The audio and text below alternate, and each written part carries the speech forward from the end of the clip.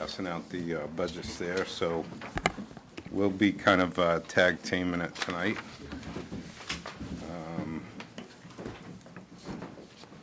We came in this year at our proposed budgets at the default number.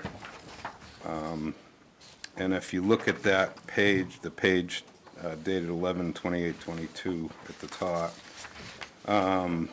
over to the right-hand side, you have the 2023 proposed budget, and then off to the on the difference there. That's kind of where we'll work from, if that's okay with the rest of you folks. If you have any questions or anything, feel free to say so. So we currently have the chief's salary. We have part-time chief that we've had in place. In case some of you may not know, that our chief retired during the summertime, and so Chief Richards was our deputy chief, so he's moved in as acting chief. We've put out an ad for a part-time chief as well. So we'll be in the process of looking for a replacement there. So then we'll go down to where the first change is on the right here. There's a $15,452. The wardens adopted a pay scale for our full-time firefighters, captains, and lieutenants this year. So that's an increase there. The administrative assistant was reduced from, which we currently have a vacancy. The new person in that position will be reduced in hours from 30 to 25, as we do have 24-hour coverage in the station now to help with some of those duties. And then we increase the overtime line for shift coverage for vacancies, military leave, vacation, military leave, sick time, etc. We've had pretty significant costs this year with that, in that we had a injury that one of our members was out for some time.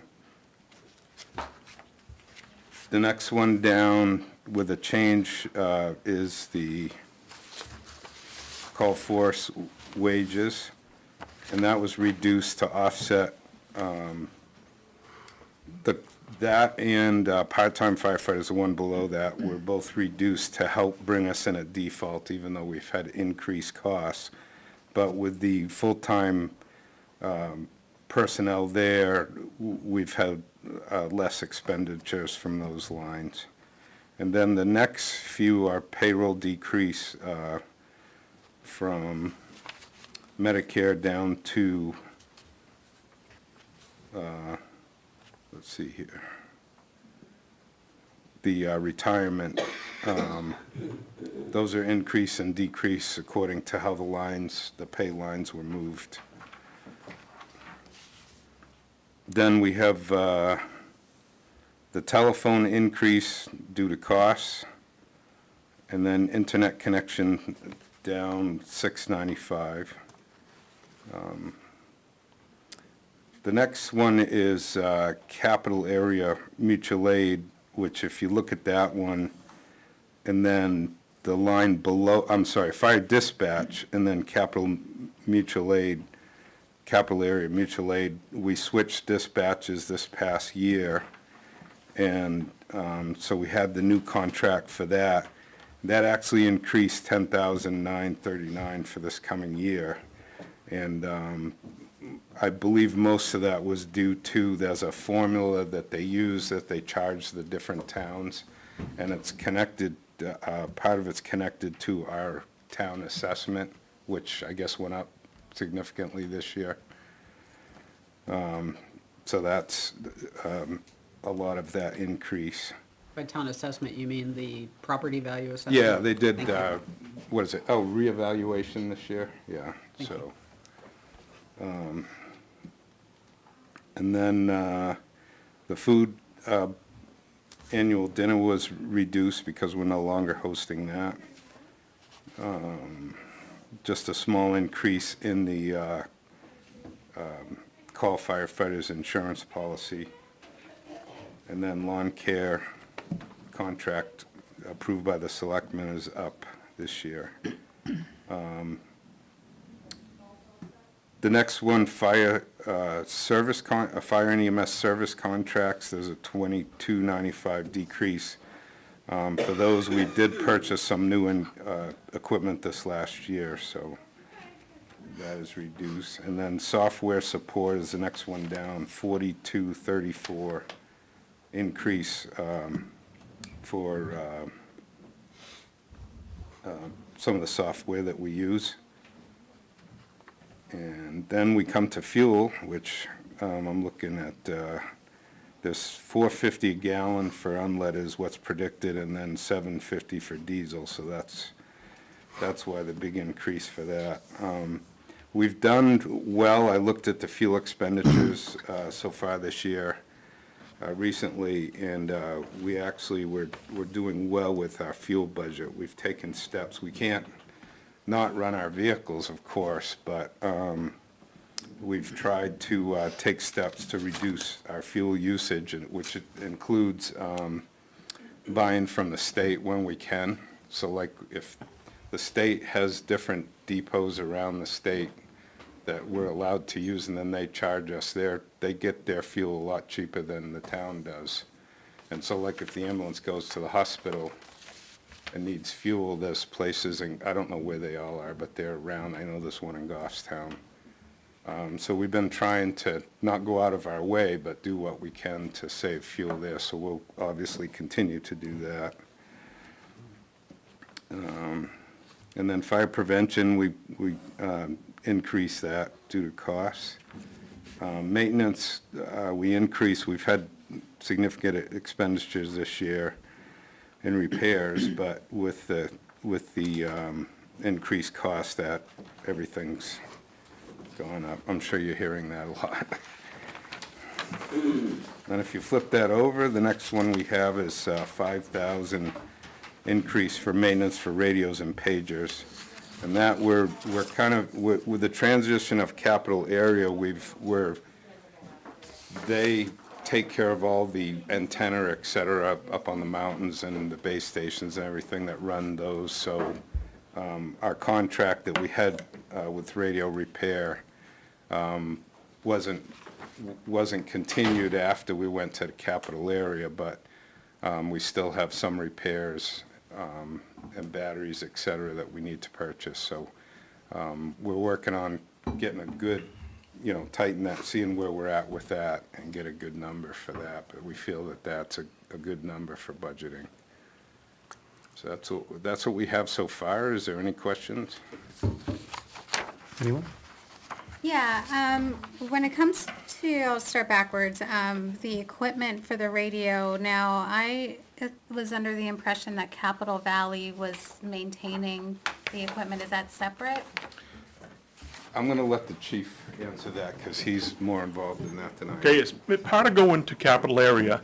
There was a warrant article last year, and the warrant article stated that if it was voted on, that when we would be able to reduce the budget, the contract number. Okay? Capital area does not maintain our radios. Capital area only maintains their equipment.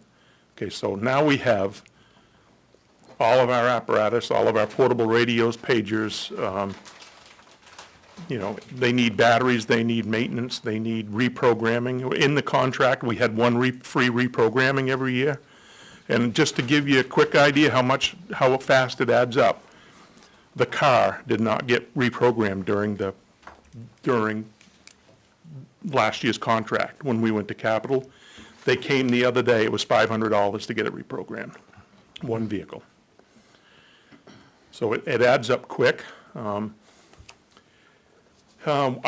know that we're going to have one reprogramming next year because Goffstown's going to a different frequency. So if we ever want to talk to them, we need to reprogram. So that's why when I negotiated that contract several years ago, I negotiated at one free programming every year. And we're going to have to do it this year anyways, coming up. So questions about that? Was that, with R&R for the? R&R, yeah. Yeah. We've had a contract with them for 30 years. Yeah. Just a couple. Sure. Is the fuel cost estimated, is that consistent across the different divisions, that 450, and Yeah. that's what you're projecting, or? That's what the selectmen set the rate at, yes. Okay, so that's, So you're gonna see those prices in highway, fire, okay, police. I just wanted to make sure it was, yeah, Yeah, consistent. Consistent. Okay. Second, is it, when they have that, the increase in the contract with capital, it goes up 10,000, it's not in the default, and is that, should that be in the default? Can't be, Can't be, even if it's a contracted thing? because it has to be in a budget that's been passed. Okay. And lastly, this isn't related to this budget, but is the picture any clearer on the out years with those CIP big purchases moving, where they moved up and they increased in cost? My personal concern is that if we start taking money out of that special revenue fund, we're not gonna have enough money to pay for the big purchases. I didn't know if that was. That's true. That's. That's true. We won't have enough money. Right, but to make the purchases. I know when Jack did the CIP presentation, Mm-hmm. he said that's still being worked out, whether that's 20, we even moved up for the tanker and the truck and the ambulance that are coming, whether they are actually there, where they show on this year's CIP, where they were moved up 2 years, or why they were moved up 2 years. Is that anything that Board of Fire Wards has discussed, or? Yeah, so we try to do out a lot of years because we have, 20, 25-year vehicles and equipment, which is pretty expensive. So we had a pumper due, I think this is mostly what you're talking about, that was coming up for replacement, and we took a look at that at the last warden's meeting, and we moved that from 2024 to 2025. We looked at the fuel usage of the vehicles that we have, because it did go up significantly. We had budgeted 550, and we got a number that's 850 for 2025. So, and that should be a really reasonable number. It's basically if we bought the truck similar to what the last one that we bought, today's money plus 10% per year for increases. Okay, so That's that went what from it comes to. 2026 or 2024 to 2025, so that 2025 is kind of what you're looking at with the increased price that Yeah. was associated with. Yes, but we're also gonna look at the whole, Yeah, going out years Yeah. too, and also do an evaluation on our but fleet. that's the next one that would hit, that would be triggered. Was there any thought at all given to saying the purchases this year that were gonna be taken out of the special revenue fund, to say, allow them to be put out like, say, a police cruiser, in order to preserve the special revenue fund for the big ticket items that are coming, and not deplete that? In other words, we're not putting money in our pocket from the ambulance special revenue fund that comes in and having a hole in our pocket because it's going out, trickling out. Because I think the voters are gonna be upset if they get to the major purchase and they're gonna say, I thought that's what the special revenue fund was for. Well, we try to project what we have coming in from ambulance billing, which is difficult to do. It's a projection. And then we try to project what our needs will be, but and then we have to evaluate what are we actually taking in. And then as we get closer to those vehicles that need to be replaced, we need to look at not only what's the cost going to be, but what do we exactly need to fit our needs, because those change over time too.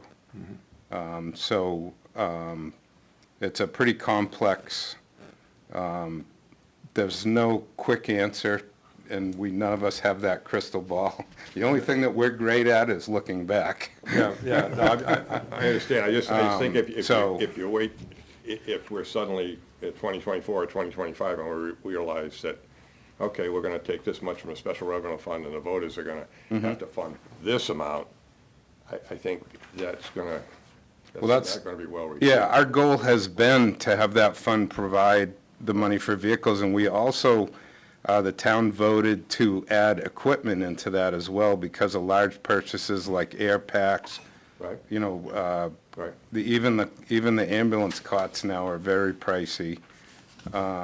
The monitors, the cardiac monitors that we have to use, things like that, those are pretty big ticket items. So as we move forward, we're going to just do the best that we can to manage that fund Okay. to, you know, make all the pieces of the puzzle fit. I'm just raising a flag because Yeah. I always ask that question of you, is Yeah. there sufficient money in the special revenue fund when we have the Yeah. big one? Not necessarily the equipment, the equipment's big Right. too, but the big Yep. purchases. Yeah.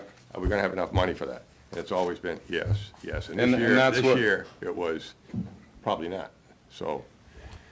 Yeah, I mean, we also, as costs go up, I imagine the ambulance billing will go up. Yeah. But, you know, so it's puzzle pieces, you know, that it takes Yeah. to do that. And, you know, we've had good success with that so far, and we'll keep doing that. It was just the price increase was the large price increase in the apparatus really it hit us, you know, hard. It's one of those things where it's kind of like the perfect storm with apparatus because, of course, it takes fuel for everything, but steel prices are up, labor prices are up. It's like everything it takes to build these things has really gone up, so. So considering the inflation increases and just the increases in prices when it comes to the supply chain, the pandemic, and all of these other things, commodity prices, have you looked at alternative energy and other ways to reduce the cost and reliance on just one source of fuel or energy? For Well,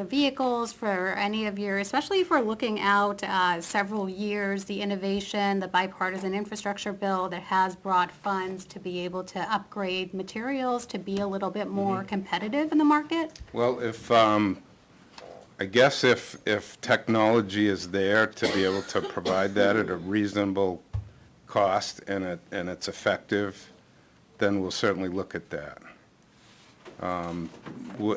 Especially our pumper, our large apparatus is very large horsepower engines.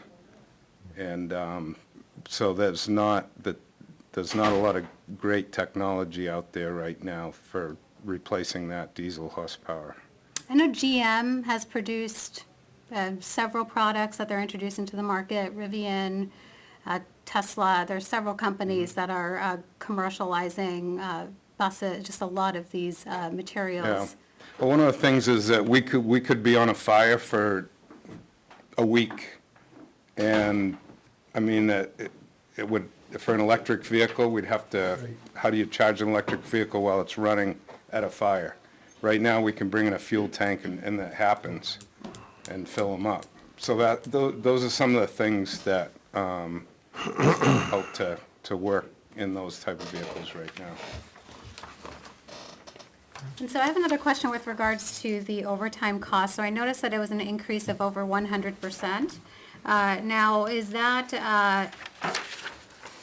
I guess, does it make sense when it comes to overtime versus just hiring another part-time person? Because overtime pay, I believe, is like double time and a half sometimes. No. And so are we paying well, for, Overtime is time and a half. regardless, it's So- more, it's a premium based on an hourly wage and a wage. And so does that make sense? Have you looked at considering hiring somebody part-time versus charging overtime?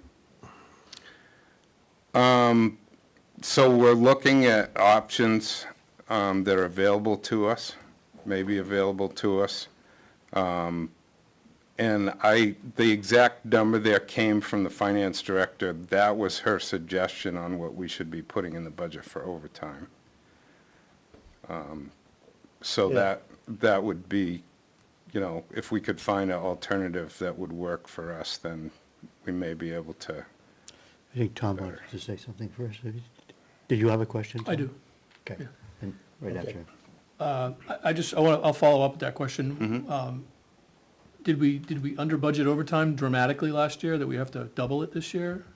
Or is there some other factor that's causing that estimate to be twice as high? No? What would you say for that?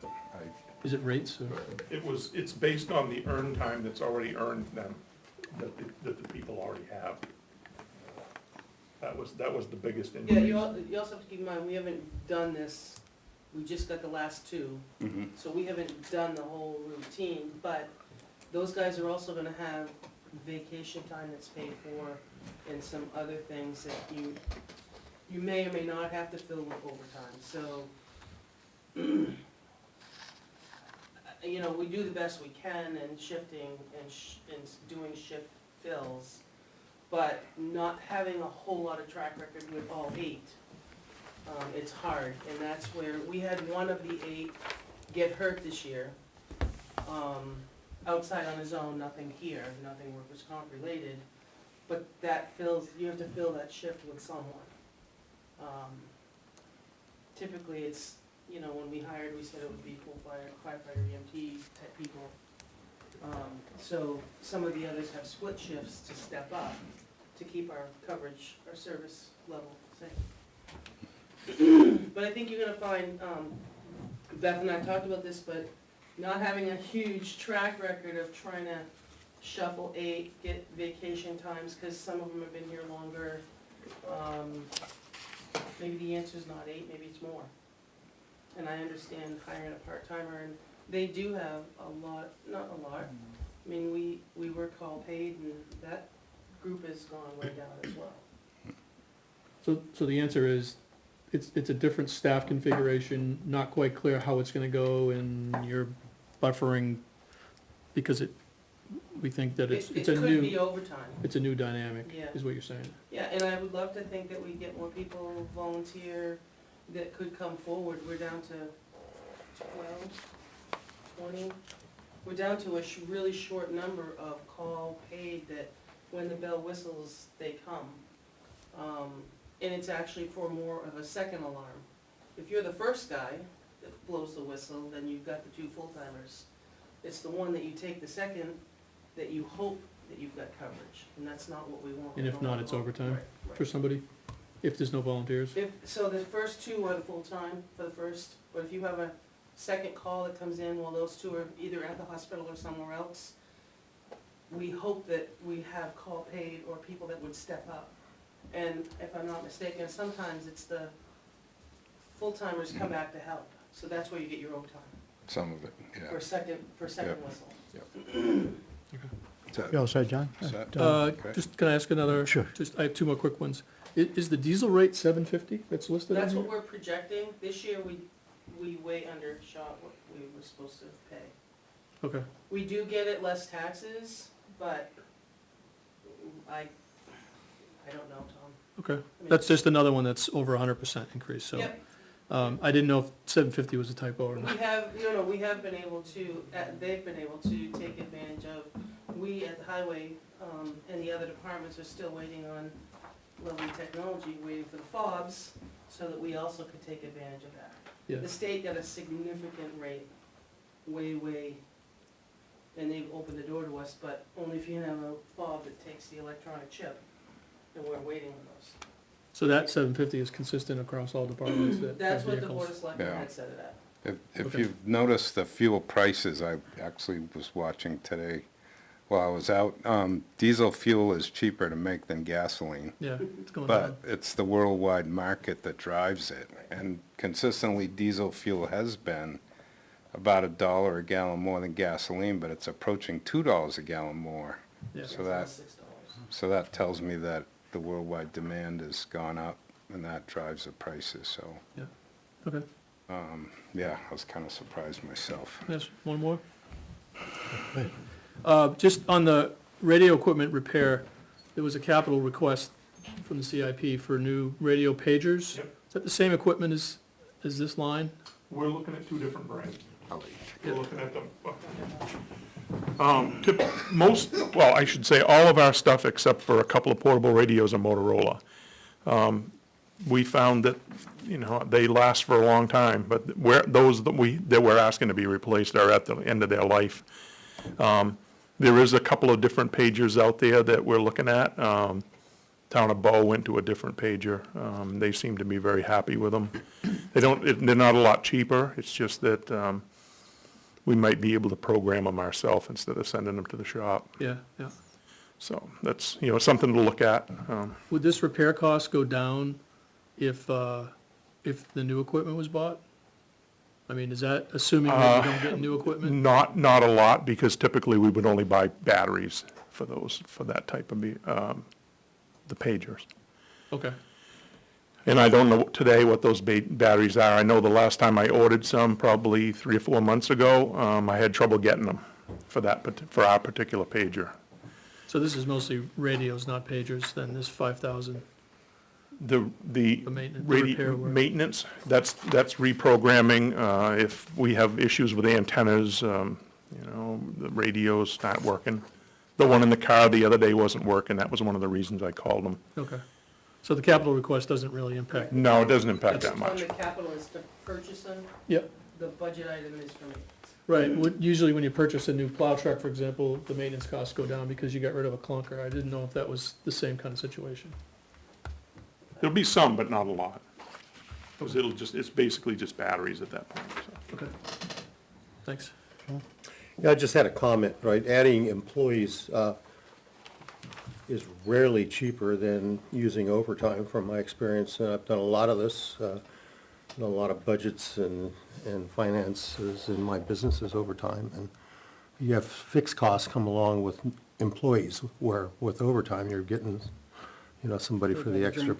Right? So I don't know the cost structure here, but it's just a comment worth making.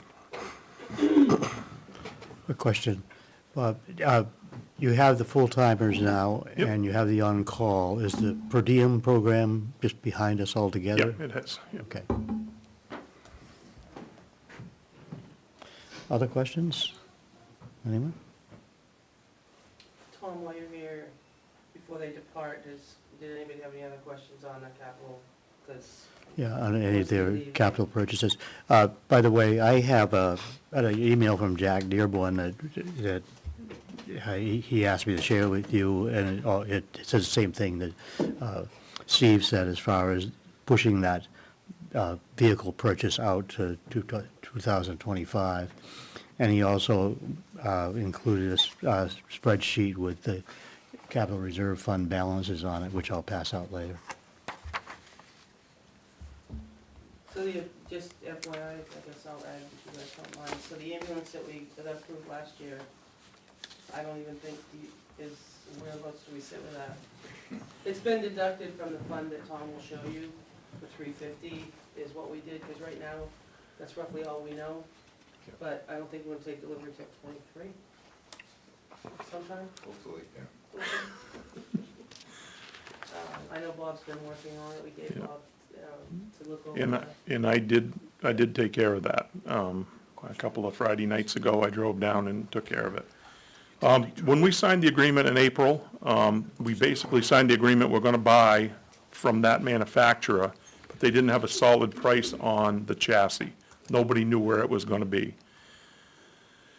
They told me, probably a month and a half ago, that the final drawings were done, and there's an increase in the cost of the truck based, from the original, estimate that we had in April. The chassis alone went up 9,000 and some change, and then the aluminum, some other parts and pieces of it went up. So it was an initial 12,000 and some change, that they think that is gonna cover the cost of the vehicle. So that's where I signed it. I got permission from the selectmen to sign that additional 12,000. We're still under budget, by some. I'm just hoping that that's the price that it is. We don't have a VIN number for the chassis yet. That basically sets the whole thing into motion. When we get the VIN number, receipt of the chassis, at the plant in Iowa, and then it's about 265 days after that is when we would take delivery. And like I said, we don't have a VIN number, so I don't even know where it is in production. Nobody knows. Nobody can tell us where it is, other than it's all on paper. It looks good, so. Any other Yeah, questions? I almost forgot. When Jack did the CIP, but Yep. since you're here, can you just give us a quick, I'm a little fuzzy on it, the utility vehicle Yep. that you want to purchase this year, that's replacing something? That's replacing the one-ton pickup with the plow. Okay, so it's a one-for-one replacement, it's not? Right, no, we're not adding. And that And then, is used- and then as part of the CIP, that vehicle will go to Public Works for them to use. Okay, so it won't be, So maybe they're getting rid of something yeah, down they're there, just but adding to another vehicle that requires. I have no idea. But that's okay. All I know is we're not adding to the But fleet. you use that now for, We use it a lot. We use it, we chase sure trees we all on the know that. wires with it. We carry a lot of our height rescue stuff on there, our Stokes basket. Some stuff that, we typically don't carry on the engine, but you might need, and, instead of running, taking two engines and going to a call, we take the pickup and the engine. okay. So we run around with it a lot.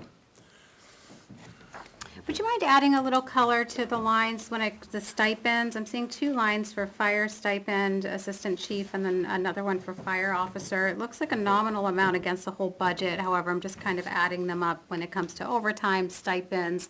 That tends to add a little bit. So would you mind just, what are the stipends for? So those go to, the one is assistant chief, and then the rest is, I believe, the call officers. And that's something that we've actually discussed rolling into the regular wages. I think that probably is a throwback from the old volunteerish days, when stipends were common. It was just a kind of a thank you thing. But the officers, we have to look at the whole, pay scale and everything to decide how best to incorporate that. So to make sure I understood you and that the town understands, are you saying that individuals or firefighters receive a salary plus a stipend?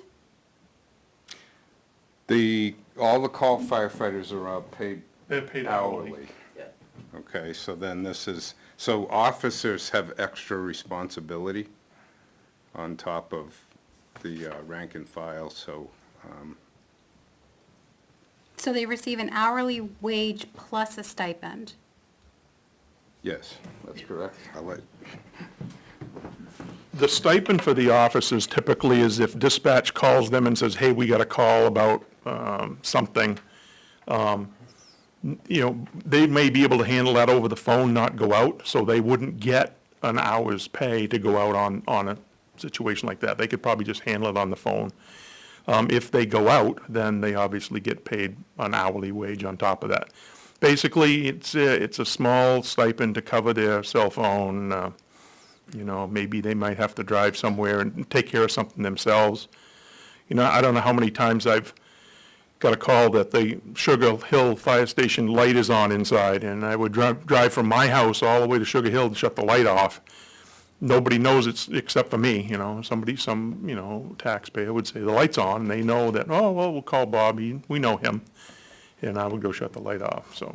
Was that transaction and you driving to the fire station to shut off the light lesser than the energy cost of letting the light go all night? It just basically let the people know that I went out to take care of the light being shut off.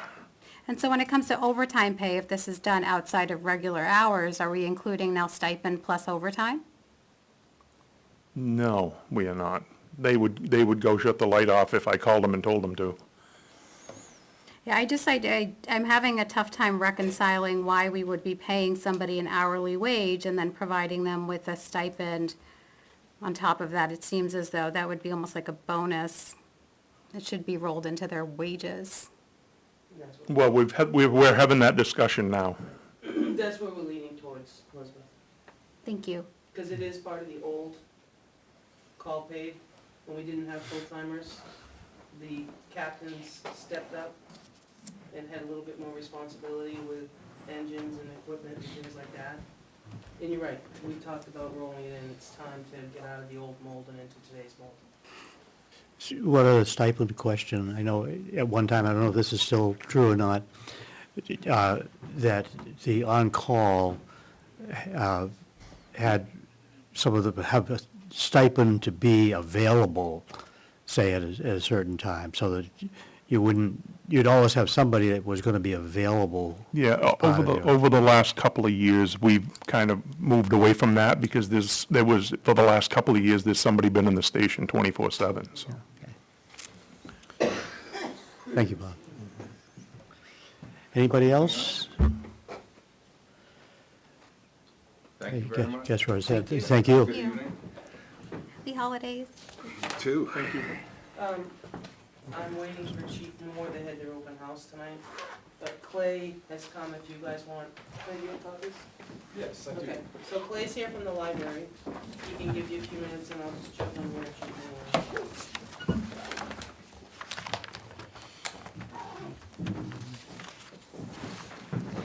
Pass this around. Thank you. Having a tough time gripping it here.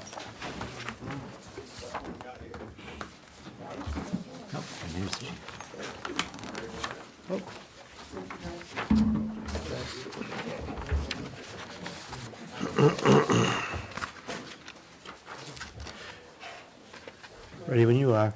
Okay, and I hope you all received an email. I'm not sure if you did this round. Sometimes I don't know if there's like a one finance email, but our next meeting with SMP Architecture to discuss a library expansion will be on December the 20th at 6 o'clock. So you're all invited. It's Tuesday, 6 o'clock, December 20th. You're invited if you want to come. I know several of you were there, and I really appreciate it. So hopefully I'll see some of you again. And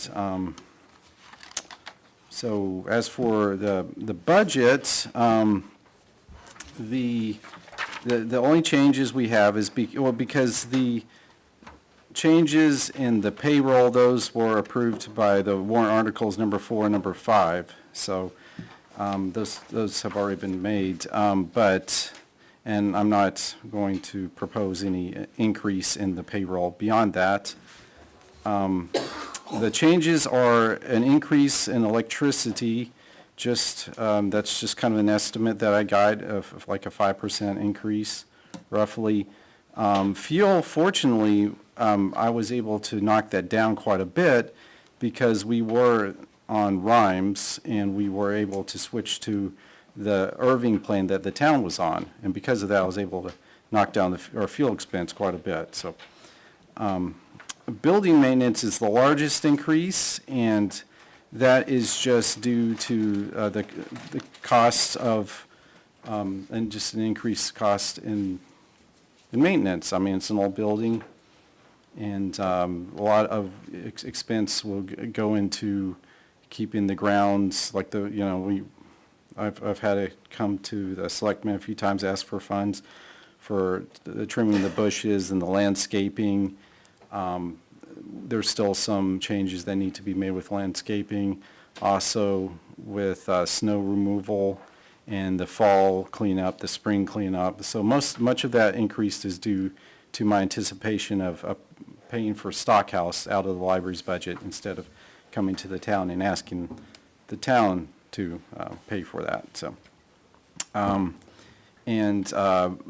originally, like back when I came in here in 2020, the maintenance budget was like $7,000, and I cut that down quite a bit because I thought, well, we're not spending that much a year. We don't need $7,000, but stuff comes up. It's just it's really hard to gauge, what emergencies you're going to need, and I would rather have the flexibility to pay for it out of our budget than having to come to the town afterwards and say, please, help us out. I mean, there's going to be some big ticket items could come up, that I will need to come to the town for that. But, so that's why I'm asking for the increase in the maintenance fund. There's a small increase in our software. That's for our firewall, that's for our Apollo Biblionics, which is our cataloging system, our website. We also have image editing software, Canva. And that's it as far as our operations increase. And so really overall, when you look at it's only going to go up $1,105, so overall. And, so do you have any questions? I just, Yeah. so what he gave you was a breakdown, but what you see on the town budget is one line because they're handled by the trustees. Just, he came as a courtesy to show you what the trustees and him have come up with. But just so when you see it at deliberative, it's one line and it's not broken down like the Excel spreadsheet that you just got. Just wanted everybody to know. That relates to RSAs and the way that the It's because of the library. library trustees, It's, yes. yeah. And you've already been to the library trustees, right? Right, That was your very yes. first step, if I recall. Yeah. And he's been to us too, Jonas. Yeah. He's been to- Right. Yeah, I went to what I gave the selectmen was a bit higher because that was before I was able to get the decrease in fuel costs. So this is actually lower than what the selectmen saw. The one they saw was an increase of operations about 2,700. Just point of information, when Clay mentioned going to Stockhouse, for anybody who's not familiar, the town has a contract for grounds upkeep with Stockhouse. That's what that reference was. Okay.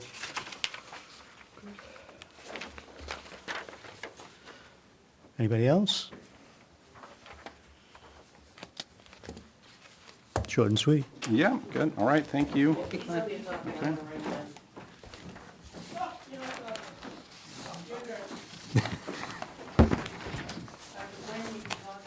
Oh, no. Oh, yeah. So you guys just heard short and sweet, right? Yeah, this won't be that.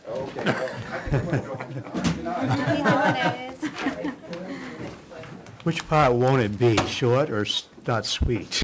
Yeah, either, no, there's no, I'm not hiding Are it. you, If, I would suggest maybe a bathroom break. Give me 5 minutes to set this up, possibly. are you all set to use it, or what are you gonna do? Oh, yeah, no, I had Doug look at it. I don't think we're gonna have any more technical right. difficulties. I'll do that while you do the technical article. Proposed total, 241,719.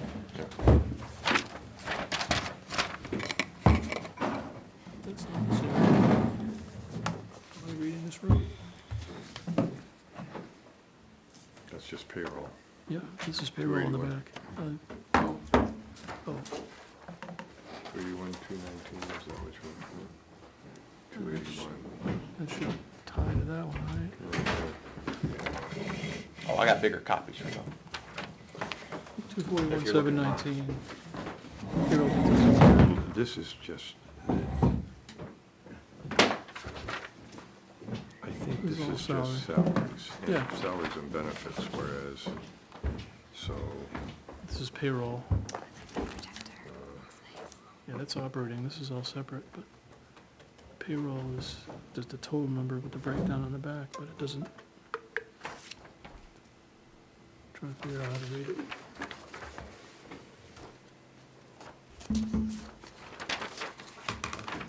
I should have asked them, but I didn't catch it. I don't know. This is what should be on the budget as a single line, right? Total expenses, Payroll plus operating. and well, this, I think this one here is what's gonna be on the one line item on the budget, raised by taxation. These, well, I'm not sure, Yeah, because they got trust Well- income, fees, donations that help offset. yeah, it's this number minus these two, is that. So that, this will be on the budget. Hey. Yeah, you're right.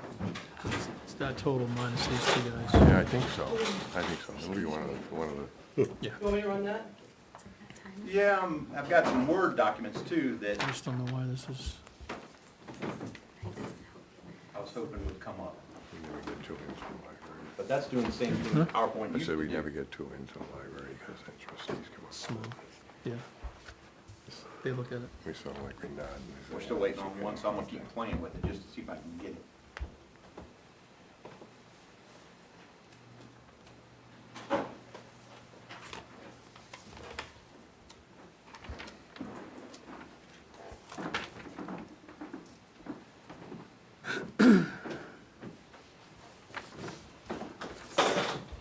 Wanna look at this? Oh, I did Ooh, a crime graph just for you. nice. However, I can't get it up there. Oh, yeah.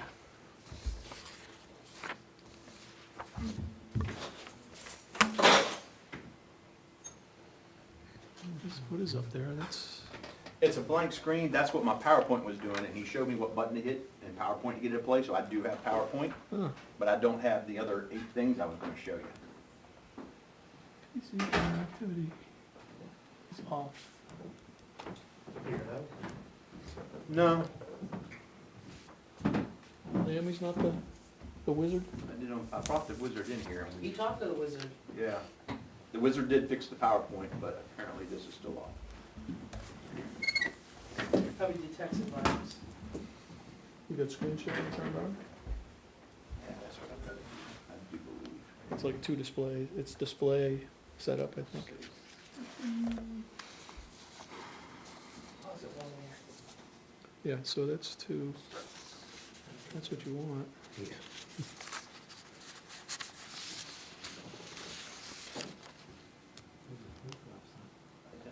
Shit, my shorts I've are got that as 2. 1 and 2, that's what you want. All right.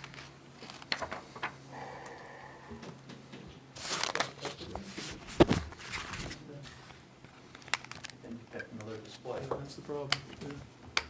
But it's showing but it. yet it'll detect it on PowerPoint. Yeah. All right, well, I'll have to roll with it. If you just duplicate your screen instead of extending it. What? I said if you just duplicate the screen You instead wanna of. try it? Can't hurt. Yeah, just, try the, Seem to remember this. yeah, we just did this Seem to remember this yesterday. technical advisor from last year. Maybe one on the system, there it is.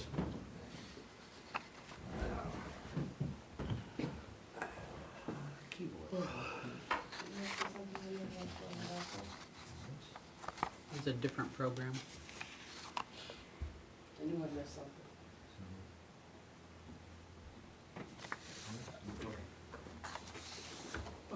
Your mouse is working. Right, but, so it won't display. I can show you what it does in PowerPoint, that's if all right. that'll get you. What we'll do is, That's what I have to hit in PowerPoint, to make it, whatever that does. whoops.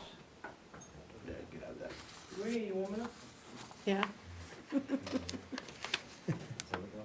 Sorry, check.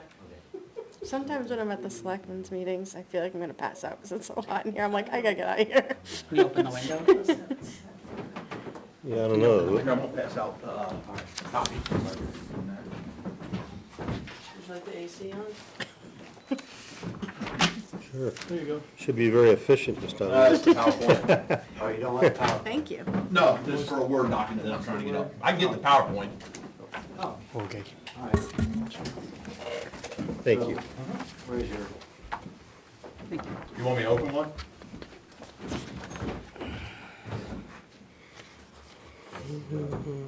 Reported crime. Can you get that for check? There, oh, it came up for a second. There it is. just gotta drag it on? There it You is. drag it onto number 2. Yeah. Yeah. Show me what you did, so I can go through. Okay, so this is, it's an extended screen, so it's like, so I had to drag it over to that. Oh, okay, Yeah. gotcha. So James, why don't you run it for him? You're welcome. You might have to deputize it. Thank you. You gotta get a I think badge. we need to give you a gun. All right, so this just came up in town conversation. For Save Community, we ran a reporting index to see what was actually going on. This is just since 2020. I mentioned before that it's based on the number of officers we have working has a big impact of it.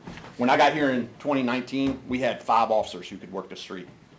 Here, we're fully staffed. more proactive work by police officers. So crime, does it mean we're in a crime wave? No, it just means we have more people on the street who can report crime. Our fourth ranking is probably going down because we do have more officers who can work the street. So as the numbers continue to go up, because we're self-initiating more activity, we're still getting the same number of calls for service from the community, about 950 a month. So if the calls remain consistent, then obviously the report's going up from what we're doing. Make sense? But the blue line right here, crimes against persons, red line, and I'm colorblind, so red line is crimes against property. It'll say what they are down here. We'll put this online if anybody wants to look at this later. Crimes against society, which are drug offenses, alcohol offenses, and then Group B crimes, which are more your thefts. Got it? Okay, we're going to close that one out and go to the next one. Is that your screen? Now you can get out of that.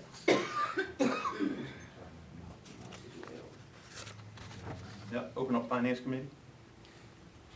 And then all I'm doing is going in order. So the next one is taxes. So a big question we get, and this will all tie together, where do my taxes go? So all these charts are out of the town report from 2021. Total tax rate was $17.20. The town rate, which includes the police department, fire department, DPW, and town hall, $3.04 of that $17.20. 73 cents went to the police department, just to let you know. So that's how much of your taxes we actually get. And we'll put all these online if you want to go back through them later. You can go to document 3. All right, so on November 22nd, 2022, there was a briefing by the CIP committee chair, Jack Dearborn, to the Finance Committee, you guys. A couple Finance Committee members made several inquiries regarding WPD requests, and I'd like to provide a little bit of clarification on, because you didn't get the correct answers. The vehicle being requested this year is replacing a vehicle in the fleet or adding to the fleet. It's going into the current fleet because we are down a vehicle. We've been down a vehicle several years. This car would not pass inspection. It was sent to auction. I think we got a couple $100 for it, 800 if I'm not, somewhere in there. But it's been vacant. How we roll is 5 patrol vehicles, 2 command vehicles. You can see what the vehicles are. We'll put this online too, what the current mileage is and how it's set up. I'll get into a little bit more of why we need this type of setup and our fleet full in a little bit when I start going into ICS, which is Instant Command System. What was the reason for CIP not approving the request for 2 vehicles, financial or necessity? In the CIP meeting on October 19, 2022, 2 vehicles were not moved forward due to the CIP members believing if 2 vehicles were moved forward, it would be less likely to pass the town vote. So that's the reason they didn't move 2 vehicles forward. It was also decided to move forward with the patrol vehicle rather than the command vehicle without my input. I just wanted to put that out. I'll be more than happy to provide my experience, my expertise, my training on ICS matters. I should determine where my vehicles go based on the need of what I see. If you look at the fire department, how many different types of vehicles do they have? What does the chief drive? That's based on necessity. DPW, how many different types of vehicles do they have? What does the DPW director drive? It's based on the job they have to perform. Currently, I do not have a vehicle to perform my job. I haven't had it since I've been here. There's a board that we use. I can lay it out and show it to any of y'all that we use for instant command. We've been shot out twice since I've been here. When we have a serious situation like that, if you could go to the next slide, we use what's called the instant command system. This is what my vehicle needs to be set up like. I need to have multiple radios. That's mainly for the school. The school's on its own radio system. We need to be able to communicate with them to find out what's going on if we have an event. How we set this up, if there's an incident, right, this is the hot zone. There's an inner perimeter and outer perimeter. The command vehicle goes between the inner and the outer, right, and then there's a staging area. The second command vehicle, which you saw there, goes to the staging area. If other towns are sending us resources, they go to the staging area. The lieutenant would be at that location. He notifies me what we have. I determine where those resources go and deploy them into the target area. Does that make sense? The minimum number of vehicles we need that is for the command for the command vehicles, there's 2. We have 5 patrol vehicles, right? Let's look at, and I haven't been over this with y'all, but I've been over it with the CIP committee. 5 patrol vehicles is what we normally have. Let me tell you how they were deployed in the shooting of Weare shooting, and Paul Lewis's shooting. McGuire's in a car, Lewis is in a car. They go to the scene. They get in a shooting. Their vehicles are now part of the command scene. We're down to 3 cars. Each of these cars can only hold 2 officers. Can't put officers in the back because they lock themselves in. Another vehicle to the hospital with McGuire. Now we're down to 2 vehicles, right? And we had the little blue car then. So we've got to get all of our officers to that scene, 2 vehicles which can hold 2 officers each and 1 blue car. The command vehicles hold 4 people. So that's why if we have a scene, we might lose several of these just to circumstances, but we can still get, we've got 10 officers, we need to be able to get them to the scene and then take control of the scene and manage the scene. It's all risk management. We're not managing our risk in this town. Make sense? All right. When I did do that presentation, I was waiting on information from the town attorney. We had the potential to offset cost. Financial estimates presented to the CIP committee were high to ensure we had adequate funding. We do Clough State Park dam patrols. We enter into a contract with the U.S. Army Corps of Engineers, and they give us funding back for performing patrols through the dam, and we can use that money. We had to get the town attorney to provide input on how we could use that money, but with the Board of Selectmen's approval, we can use it toward offsetting these costs. Currently, $19,292.67. I can upfit a command vehicle with that. No tax impact on there. I just need the vehicle. So now that briefing that the CIP committee had, which was $65,000 per command vehicle, I'm down to 42. That's like 3 or 4 cents. We'll keep working with it until it gets through. And just to let you know, I'll brief the Board of Selectmen on this. During that second shooting incident, which was on Mountain Road, we lost an officer, if you're not aware. We have 2 vacancies now. And I had to do an internal investigation on that because of a complaint made. I firmly believe we lost our officer because we did not set up that scene properly because we did not have the proper equipment. There was some confusion. It led to complaints. I investigated the complaint, determined what the source was, and it was for not having the proper equipment. Just to let you know, to replace that officer is now going to cost $36,000 in a minimum just in salary if we get a brand new guy. So that's how, you can not pay 3 cents for a car, but you're going to pay somewhere, you know what I mean? Chief, when you say you lost an officer, you mean he quit? Yes, he went back to Manchester. All right, so that's just updating these from the CIP briefing where I didn't think a couple of questions were answered fully. If you could give me the next one, which I believe, yeah, whatever the next number is. And I really appreciate this, doing fine work. Can't do much if I can play with a computer. Hey, I'm good with it. All right, so just show you what we've seen. We have a little saying, why Weare? I asked my officers multiple times, why do you work in Weare? And I'm going to tell you why they work in Weare. There's a lot of external pressure for them not to work in Weare because we're not very competitive. You can see the state police, $10,000 sign-on bonus. If they go to another department in the state, the only thing they lose is seniority. All right, make sense to everybody? Whatever the benefits provided for that next department, they get those, whatever salary they get. But here you get a $10,000 sign-on bonus. If you can just like 6, so you can flip through the next one. $21,000 sign-on bonus for Wyndham. Pelham, $15,000. Lebanon, and these are all recent. Lebanon, $10,000. Next one. Merrimack.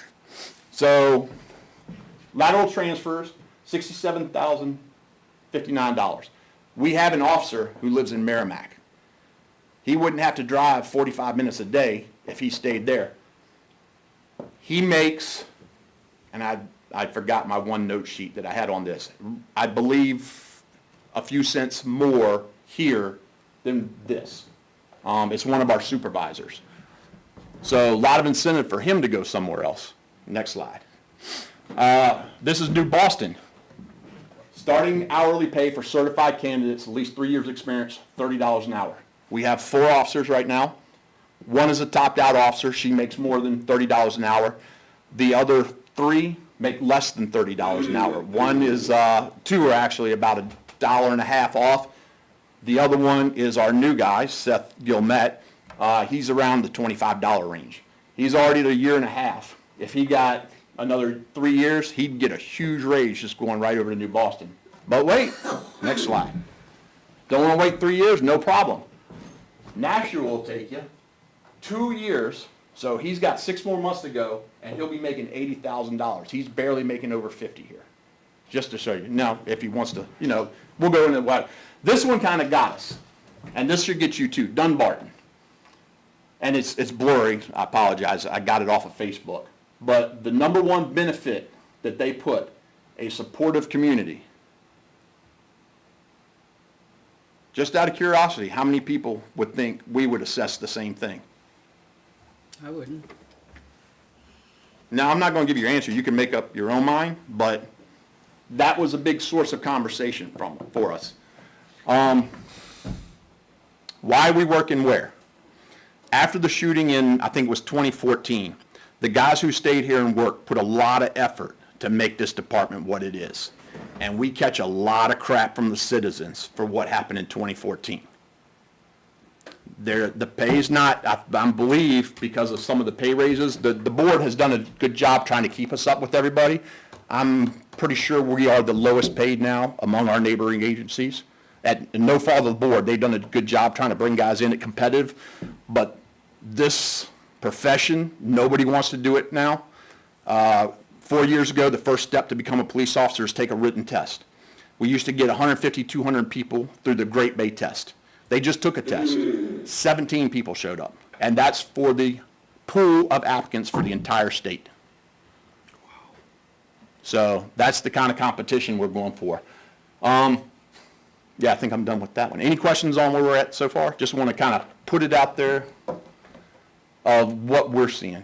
But the guys who work here want to try to make this department the best they can. They've got a lot of time and effort invested to get over that reputation we used to have, provide a quality product to the citizens, and have that good work-life balance here. That's where we do offer a competitive edge.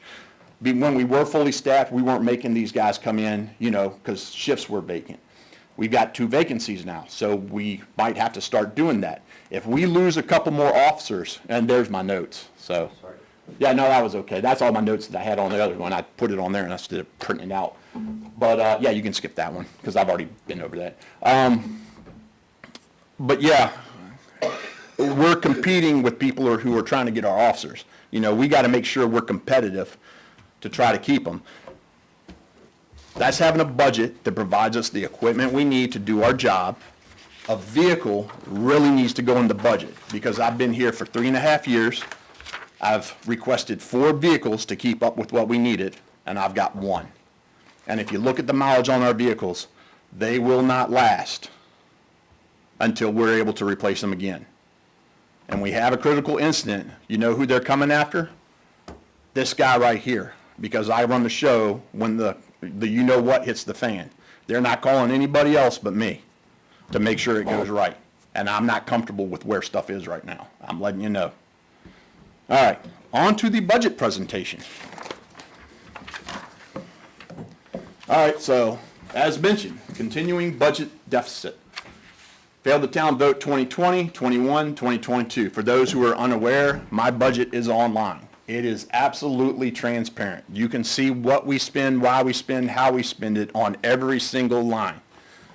When I got here in 2019, this was our first budget. We were already at a $41,000 deficit. 2021, we were up to $52,000. This past year, $60,000. We're now up to $84,907. If we adjusted for inflation annually, not compounded, not year over year, just each year, the inflation this year is 8.2%. With my default budget going into next year, adjusting for inflation, I should be at $1.885 million. I'm not asking for that. 1.832. So I'm about $50,000 less than where I was at adjusting for inflation. Just wanted to explain that one. Anybody got any questions on that slide? Next slide, please. Salary and benefits.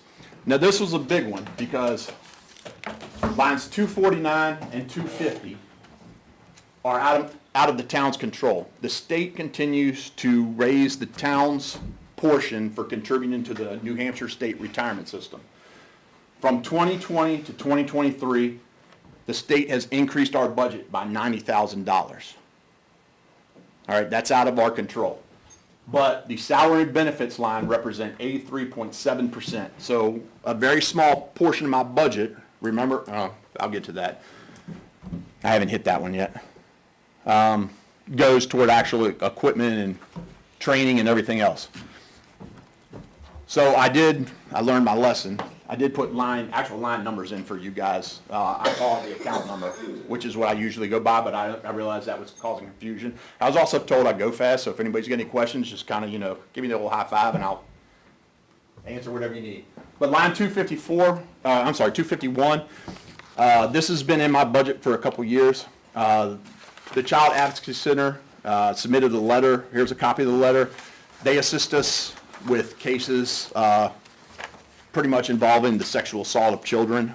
They do the interviews of the children because obviously that takes an expert.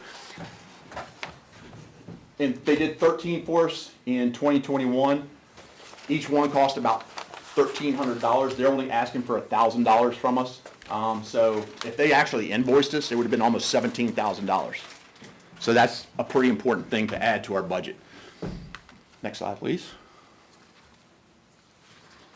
Police record storage. So we just ran out of room in our department. We now keep about 80 boxes of records down at New England Document Storage. We pay $75 a month. If we go to get anything or make copies, it costs us a little bit more, so we put $1,000 in that line just to maintain those boxes. Next slide. Police prosecutor services. So this used to be our contracted prosecutor who was making $78,000 a year. We're now doing that for $13,250. Because this was contractual, when the budget didn't pass, I lost this. I tried to balance my budget using that funding, but it was still voted down.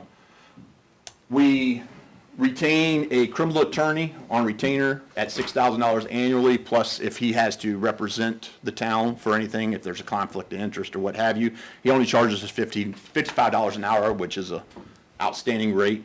He's done that for us a couple of times. He's only invoiced us once. Usually he'll do it as just part of it. But he's available for us at 24/7. Any questions we need. We also provide a stipend to Officer Perslow, which is equal to training an officer, the field training officer stipend, $6,000 annual to act as our prosecutor and to handle all that business. Next slide, please. Telephone, no change. We had to do some finagling just to break even this year, but we ended up doing it. We got rid of some lines that we weren't really using just to keep our budget online. Next slide, please. Dispatch, so this was a contractual increase. Goffstown IT took over servicing our computers in our cars essentially, so that was the reason for the increase. We did that to mirror the technology that Goffstown uses. Obviously, we mirror them. We don't have to research it ourselves. It's a lot less time consuming. We're not dumping resources into that. And it makes sense because they're our dispatch service, so we just mirror them. And therefore, they perform the IT on our computers because they're already rolling it out on their cars, so we have no issues. What happens if we didn't do that and we did something wrong? We would lose our access to national and state terminals, databases. Next slide, please. Police recruitment. I actually reduced this. I examined what it would take to perform 3 full backgrounds annually, $1,750 per candidate. If we hire certified guys, it's only $800. I don't think we're getting any more certified guys. I said this probably 2 years ago. The law enforcement is always a pendulum. It swings back and forth. With the tragedy of the George Floyd incident, officers were getting out of cities, coming to small communities. Larger communities raise their pay to get them back. They're getting them back. Even the state police are leaving for Manchester. I was just at a chief's conference up in Conway. State police are currently 78 vacancies on about a little over 300-person department, I believe is what was said. So they are significantly short. They can't get people either. In general, in the state, all departments are down about 20% in personnel on average. Chief, when it comes to the vacancies, what have you seen over that same time frame when it comes to reported crimes? No different. So our calls for service remain the same. Where you're probably going to see a difference is the ability for us to perform self-initiated activity or to respond to citizen complaints. Like if we're getting a lot of complaints on speeding, if our guys are tied up for reports, and I'll give you a good one. So everybody knows about the fatality, the vehicle fatality on 114 that happened probably 2 months ago. State police didn't handle that. We're handling that, which is, they don't have the manpower. They haven't come out and said it, but they started sending us the forms and giving us guidance. So, obviously if we're handling more serious cases like that, that's a lot of man hours to manage that type of case. So we're not able to respond appropriately to handle some speeding complaints. Although we have a board, I'll be happy to show you anytime, we get a lot of them. A lot of tickets. We track corner to corner. All the areas in Weare, we track DUIs, reckless operation, and speeding complaints over 20, and we've got a lot of pins on that board. If people drive, we're going to get you, recklessly, we're going to get you eventually, and it's going to cost some big money here. Fines are huge. Accreditation, we just didn't have the manpower to continue with this. This is a reduction, keeping $1 in the line, and I do believe we should do that. New Hampshire is going to roll out its own accreditation process, which will likely be much cheaper, and it'll be a statewide system. It'll put us all on the same type of policies with the same type of review systems to make sure we're implementing the proper policies correctly. So that's probably a couple of years out, but it's coming. Building maintenance, I did raise this just because of some of the costs I had to argue down. We were seeing fuel surcharges to go 4 miles from a Weare company to the department. They were charged a $55 surcharge. They came 4 times. I got 3 of them off. I didn't even argue the last one. So I did pay one of those. But most vendors, when we call for services, are charging some type of surcharge we weren't seeing, and the building's getting old, so we are seeing costs go up when we do have to do that. So slight increase. Next line, please. Evidence recovery storage. We just rent 2 bays. For instance, if we get a car where we're going to execute a search warrant on, we obviously can't park it in our bay at in the Sally Port because we still have to access booking. So we have a bay where we can put that car until we can execute a search warrant. The other bay is for instance, when the commercial burglary occurred, we got a lot of evidence. We have to put that somewhere because the evidence locker we have in the police station isn't big enough to handle everything. Make sense? Okay. So are these storage units somewhere, or? Yes, you they're in bring town. Okay. Yes. They're not on the police station property? No. They're somewhere else? Yes. It's safely stored. They changed their name. Storage box. Storage box, thank you. Police training. So this is a good line. We're fine with this budget, $15,000. We just had Lieutenant Hebert graduate from a nationally accredited or a national training series put on by the FBI. He got the Trilogy Award, so that'll be coming. That's kind of a big deal. Whatever training comes up, we try to keep our guys. This is a good incentive because it advances their career. Police printing, no change. We print warning notice, department forms, Chief, business cards. excuse me, sorry. Sure, When it no comes to problem. that training, is there a type of retention policy put in place for the officer so he doesn't get the credentials and then leave town? No. So we have an education supplement based on the type of degree they have, bachelor's, master's, or PhD. Does it go up to PhD? In your world, Yeah. I don't, There's 3 of them. you have an associate's, a bachelor's. and- Okay, associates, bachelor's, master's, then I guess it ends at master's. They do get supplements. It doesn't come out of the training line if they're training an officer for field training. My prosecutor gets a stipend. Those are really the only stipends they get. If they are like my firearms instructor or range master, they don't get anything. I'm trying to actually roll that into some type of internal policy for shift bids. But we'll see if that works. They're pretty stubborn about that. Is They like how it there a works. way to create some sort of, I guess, retention policy that says, in other words, if an officer was to leave the town of Weare and we funded their training at $15,000, that they have to pay it back? Well, they don't get the whole $15,000, but currently, so, no. That question has been asked. If somebody wants to leave, we don't want a disgruntled employee here because there's so much potential to do something incorrect if somebody doesn't really care about what they're doing. I see. Because departments around us, when they hire some people, they'll make them sign a 3-year contract. You're going to, we just invested this much money in you. You're going to work here at least 3 years. There's pluses and minuses. This town does not want to do that. And I agree with that. I see. Thank you. Police printing, we did that one.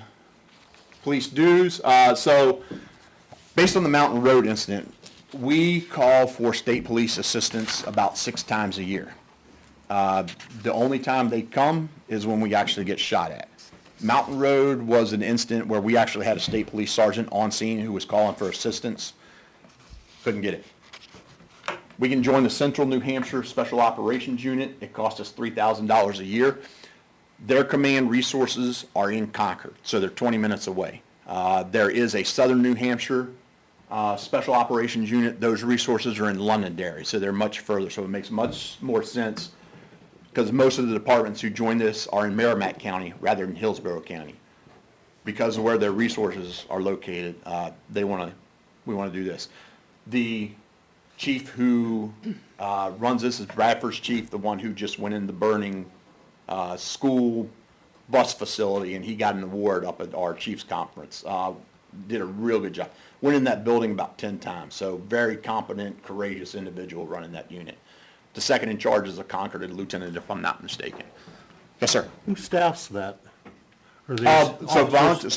yeah, anybody who puts officers in the unit, so this would cost $3,500 a year if you didn't have anybody who would want to be in the unit. It costs, you get a $500 discount if you have somebody in the unit. We have Officer Valero who would want to join this. So he would participate when he wasn't on duty here? Correct. Actually on duty. So he would go 2 weeks out of the year, he would be dedicated to helping train with them, and they would respond to us. And that's a very low cost. There's a brochure available online. If you want to look it up, it tells what kind of equipment they've got, what resources they have. But yeah, multi-jurisdiction agency all come together and make sure we have what we have. You're just trying to understand, if he's Sure. on duty here and an incident occurs someplace, they could call him and he would have to leave from here? Yes, and we would call somebody in to cover his shift. Okay. Any other questions? 3,000, does it guarantee that you get support when Oh, you, yeah. when you call it? Oh, they're coming, Yeah. yes. Matter of fact, they do help out some communities. They do a lot of grant work. So as they replace their equipment, like I know Dunbarton just got radios that they were no longer using. So the unit got new radios and they gave their old radios, which were still functioning, to Dunbarton. So there's those opportunities too. What type of incident does this group respond to generally? Anything where it's above the normal risk for an officer. And I can give you the Mountain Road incident where we were trying to get resources. We had an individual who was threatening suicide. The stairwell leading up to where he was a funnel, essentially. We had nowhere to go if he started shooting at us. My officers were real smart on scene. There was already a broken window, so they got the homeowner's permission. Can we break the window to look inside? Because, quite frankly, we thought he was already deceased. Broke the window using beanbag rounds. We had one of our officers, the one who left for Manchester, was a drone operator there. He brought his personal drone in to fly up to the window to look in. As he did, he saw the individual come into the window with the shotgun. The individual reached out and shot, and everybody took cover. And then he came out on his own accord, and he was arrested with that incident and got the help he needed. So, but that is something, so you remember my target circle, right, with the incident? Yep. So a typical incident, we go, we hit that inner perimeter, we're keeping there, and Mountain Road, our fire department was our outer perimeter. That's just crazy. We'd be inner perimeter, the team's responding, they take over inner perimeter and tactical operations, and we go to outer perimeter to secure that. Is how it works. Make sense? When it comes to the operations unit, the special operations unit, the training, is that something that Officer Valero, we would pay for the fuel charges if another town called him to go? Or is that just the other town supporting us here? So it's mutual aid. I see. So when we need help, they're gonna bring us help and not charge us, and we're gonna send them help and not charge them. So if he takes one of our patrol cars to go to a jurisdiction which is part of this cohort, then yeah, we're not, it's part of the mission. I see. Because we know they're gonna come for us when we need help. Sure. Got it. Thank you. Mileage reimbursement, no change in that, still $200. Rubbish removal, I think I briefed y'all last year where this was possibly going up. Well, we did find a vendor who went up a whole $3.33, so we kept this very reasonable, but it did increase our annual fees to $160. Cleaning services, so minor increase, and it's not from the contractual cleaning that we have in the building. If we have a hazmat incident in the police car or in the building, we have to call a special company to come eradicate the health hazard. As I told the Board of Selectmen, we had an individual who we arrested who was intoxicated, who licked our entire booking room. So we can't put somebody in that afterwards, and, you know. We called the company, they charged us $750. The gentleman, once he sobered up, he wrote a check right back to the town for $750 to cover the cost of the cleaning. Unfortunately, it came out of my account to pay for it, but this goes back into the general fund. So I can pay for the first one, but I have to go to the board to pay for any other ones because they get the funding for it. Building janitorial supplies, no change. Police supplies, no change. I did want to point out that I use this account to get a lot of our ammunition. We saw that increase $1,500 in 2020, you know, in one year. We're expecting another increase next year. I didn't change it this year, but that's likely going to change next year based on what ammunition does. Is that the right one? Yeah. Okay. Police taser equipment. So tasers have never been funded as part of my budget. The $3,500, this $3,500 covers the batteries, which we have to replace annually, and the cartridges for the tasers. We have to shoot 2 of these cartridges annually as part of our qualifications. That's state mandated. So this just replaces all of that for the cost of $3,500. The tasers themselves, I pointed this out to you guys before. Axon makes it plain as day. These things are not recommended after 5 years. It says right on here, weapons that are more than 5 years old are 2 times more likely to fail in the field, and we're going to provide you a $10 million liability insurance policy if anything goes wrong, as long as they're within that 5-year cycle. We just had 1 expire, we're replacing that, but we have 3 expiring next year, next summer. The cost to replace those is $58.50. Where has this come from in the past, these costs? End of year funds. Okay. Because usually we have vacancies, so we'll have a salary line, so I go to the Board of Selectmen in the year. Radio maintenance contract, no change. Police body worn cameras, again, never been funded. This is just the fee for licensing and media storage for 15 body worn cameras. I believe we used 3 terabytes last time I talked to them. The cost for that is $6,786.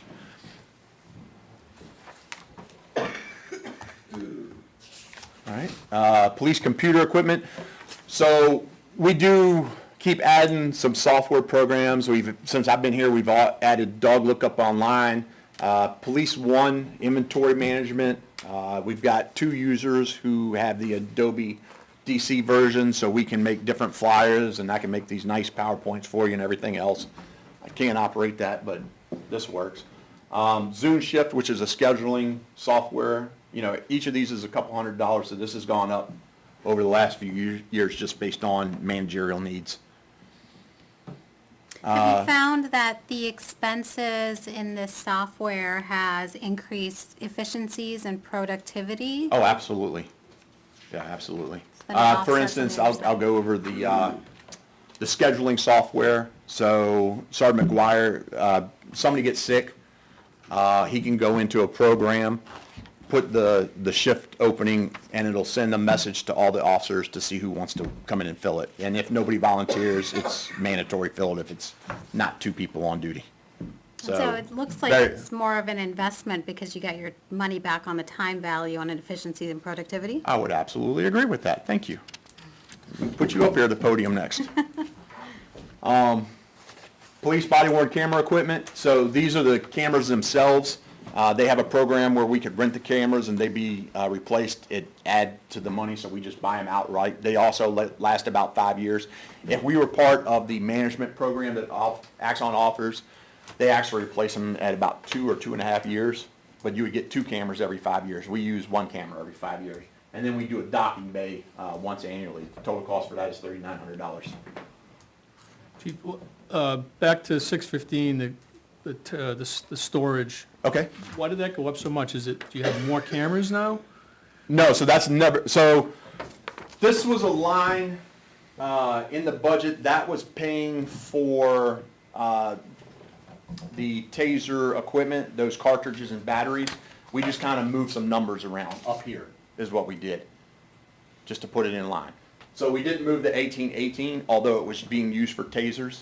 Yeah. I just applied it to the body worn cameras. Make sense? It's just getting stuff in the right Yeah. spot is what it's doing. Okay. Yeah, it said not funded, so how did you pay for that before? Again, everything that's not been funded has been end of year Okay, purchases. all right. All right, police office equipment, furniture, the guys did a good job with this. We got $1,500, we buy chairs, whatever might be needed. Our prosecutor needed a desk, commercial desks are pretty expensive. We went and bought some butcher block, threw some file cabinets underneath both ends and stained it, and as you can see, it came out great. We're not out to gouge the town. We can make do with the resources we have. We just need the resources. So, I didn't agree with the color, just for the record. I point that out. It's a gray, even doesn't look like, but, it's her office, so she gets to pick it. Police office supplies, so no change in this. IMC server maintenance, I briefed y'all before, I've been watching this a while because that's a very specific number, and I was waiting for another bill to came in. Another bill ever came in, so I'm very comfortable reducing this by this. It covers 2 bills, IMC Central Square and Leads Online. So we're going to reduce that line. Photocopier services, this is all contractual. The only thing that's new in this is we have to pay shipping fees for cartridges. Toner cartridges, we have 3 different toner cartridges, which they ship separately at the cost of $18 each. So we need a little bit of money above the contract just to get that. But overall, it was a reduction in that because the contracts didn't come out to what was actually in there. Police postage, no change. That line, you can leave it there. That line will probably be going down just because we're switching over to electronic reports. So we know we won't need to mail what we're mailing, fingerprint cards and all the reports to the different agencies. Police fuel vehicles, this is set by the finance director and approved by the board of selectmen. We're estimating $4.50 next year, and we are estimated to use 7,000 gallons annually. So that's going up $8,000. Safety medical gear, no change. Police vehicle repairs, no change. Currently, we'll see how that's doing. The cars are getting old. Maintenance tires, no change. Police books updates, no change. Police communications equipment, that's a reduction. The radios we get are very rugged. I'm putting a life cycle on them at 15 years because so I'm expecting when we buy one of these, it's going to last 15 years. So buy one a year, and then we just need a little bit extra for batteries and repairs. The batteries are about $120 each when they go dead. When they go dead, you'll hear them start chirping. If they chirp during your shift, it's got to be replaced. Defense. Because you're purchasing, it's going down instead of leasing or something else? What? Say that one more It's time. dropping by 945.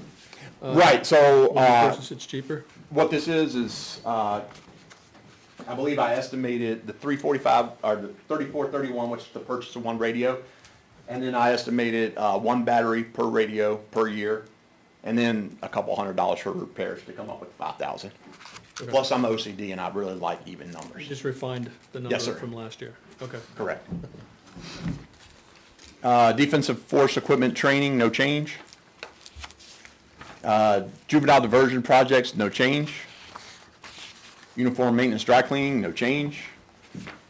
Officer uniforms equipment, this one, $2,000 increase, and this is just so, one of the end of year purchases from last year is the purchase of new departmental handguns. I can put this on life cycle management with another 2,000 with the rifles, the non-lethal shotgun, and the pistols. I can get in my budget where I don't have to go to the board anymore for an end of year purchase. It was $9,000 last year because we don't keep up with it. If I'm buying, you know, either 2 handguns or 1 rifle a year, I can maintain what we have. Police ballistic equipment, this is a ridiculously underfunded line, especially because it has to deal with safety. I go over this every year.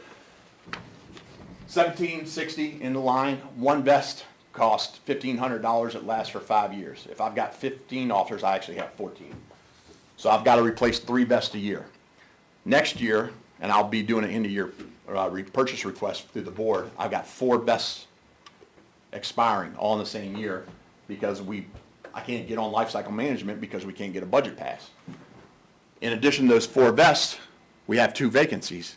You can't turn over vests to new people because they're fitted for the actual officer. So now I've got to buy 6 vests if we don't lose anybody else at a minimum. So we also buy helmets, three a year, because they also have anything ballistics 5-year life cycle. They're up to, when I first got here, and the war in Ukraine really drove these up, they were about $260 each. They're up to $375. We also buy trauma plates. Per set, it's $550, and we do 1 shield. We try to put 1 shield in the vehicle. I don't have a shield for each vehicle currently. I believe I got 3 shields.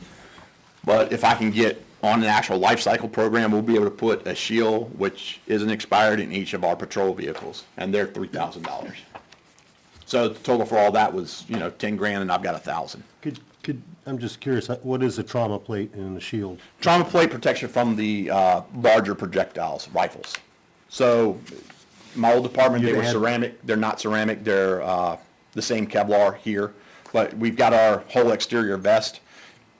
I believe it's a 10-inch plate that you just slide in a pocket right here. So if you get hit in the chest with a rifle, that's So, what's... under certain situations, you would add that to the bulletproof vest, or is it Yes. worn all day? Oh, yes. If we're going into a situation where we think the suspect's armed with a rifle, Sure. we're going to put that Put in. it on. There's actually there's, just to put this out there, I already opened up the can. There's also situations where you take off your vest, because it's better for the bullet, if you get hit, to pass through you than hit the vest and expand. Okay, Certain type of ammunition. I'm not going to tell you what type Yeah. of ammunition, but okay. Yeah. That's your job to know that stuff. Yeah. And the shield is like a polycarbonate? oh yeah, clear I got shield? lights on the top which have multi-functions. I was amazed at being a more seasoned officer of having to carry those around 15 years ago, how heavy they used to be and how light they are now. It's amazing what they're doing. Okay. Uniform allowance, this is per the CBA, no change. So the summary in total, salary, benefits, the increases totaled $29,289. We had 5,500 reductions, so the total increase to the salary and benefits line was $23,789. My operational budget, a lot of them, but the total of all the increases, I'm sorry, Yeah, all the increases, $72,751. I was able to reduce 11,633 for a total of $118. So the total increase to the budget is $84,907. So, and I'm gonna throw this up here real quick.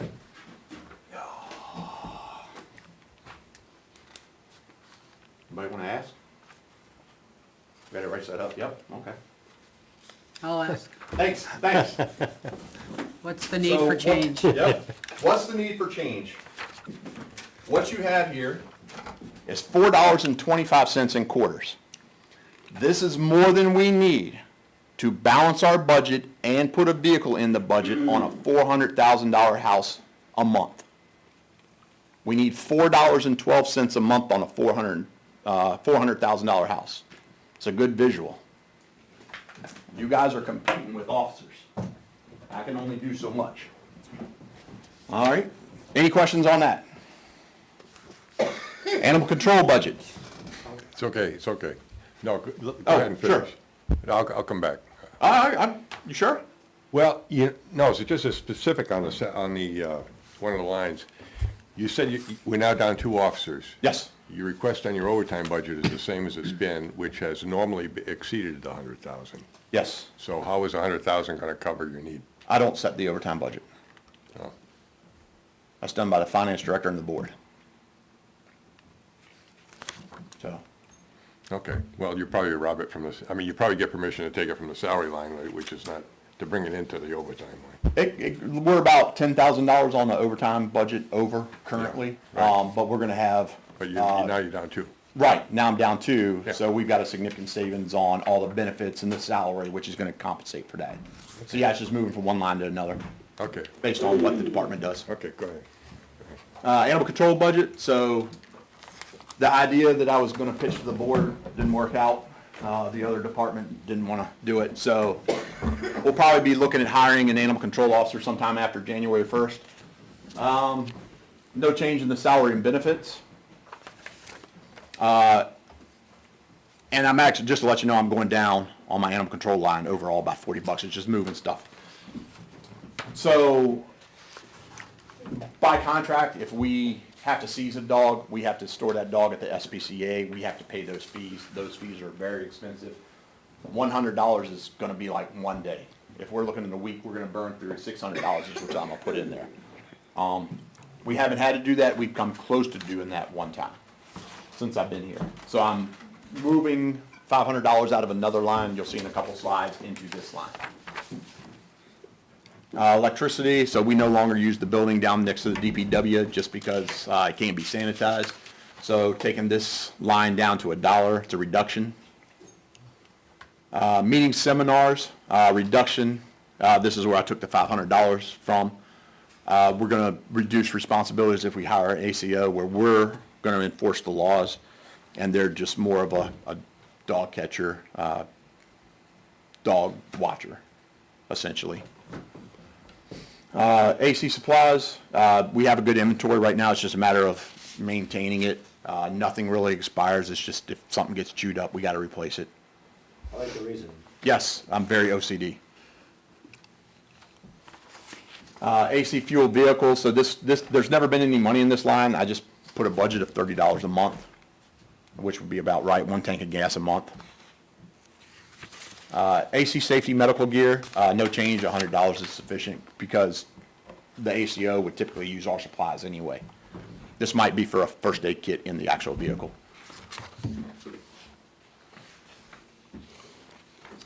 Vehicle maintenance repairs, no change. What's the condition of that vehicle? It's been sitting for a while. We drive it around every now and then. I expect it to last another 10 years. If we can't hire an ACO or don't hire an ACO, I would suggest we sell it, just because it has been sitting. We'll make it your command zone. Yeah, would work. AFU radios. AC shelter maintenance, again, same thing. Kennel's unserviceable, so we took this one down to $1. And so the budget summary, our default was 16,302. We reduced it by $40. Any questions? Yes, ma'am. Regarding the ACO, how many calls are you getting currently? You don't have an ACO, so how much officer time is being spent on this task? Depends on the day. We Average, get, roughly? yeah, we get dogs dropped off to us most of the time. We don't really get a lot of injured animals. Typical week, we might do 4 to 5 hours.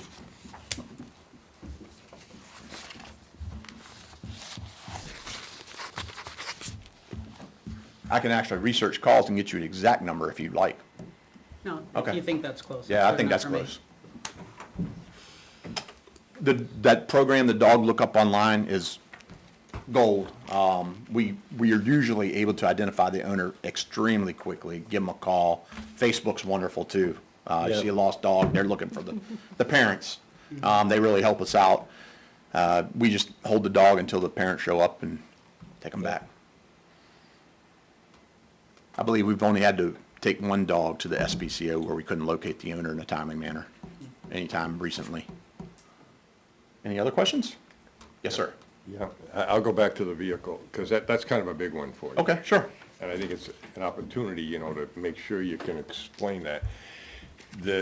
I know you're talking about command vehicle, but what came out of CIP, and what will probably show up is a patrol vehicle. So, just away from the command vehicle need, it's strictly a patrol vehicle. You currently have 4 Chargers, and you have a Tahoe, right? So you got 5 patrol vehicles, and then you got the old Explorer. You've been operating like that for about 3 years now. If this comes in as another patrol vehicle, is there any thought to getting rid of the Explorer? No. In other words, you say you have an allowance of 7 vehicles, but Yes. who sets the allowance? I mean, if you've been operating for the last 3 years with 6 vehicles, and outside of the unusual incident, it's functioned, why are we adding another vehicle? Well, well, again, if you go to that ICS management practice, Go ahead. right, my officers go to the inner perimeter. I put the one command vehicle in between so I can run the incident, and the second vehicle, which we don't have, goes to the staging area. If the one vehicle, which was proposed by the CIP, gets approved, we're not getting rid of the vehicle. That vehicle will actually go into patrol. One vehicle will roll out to take the place of that second command vehicle, even though it's not set up to be a command vehicle.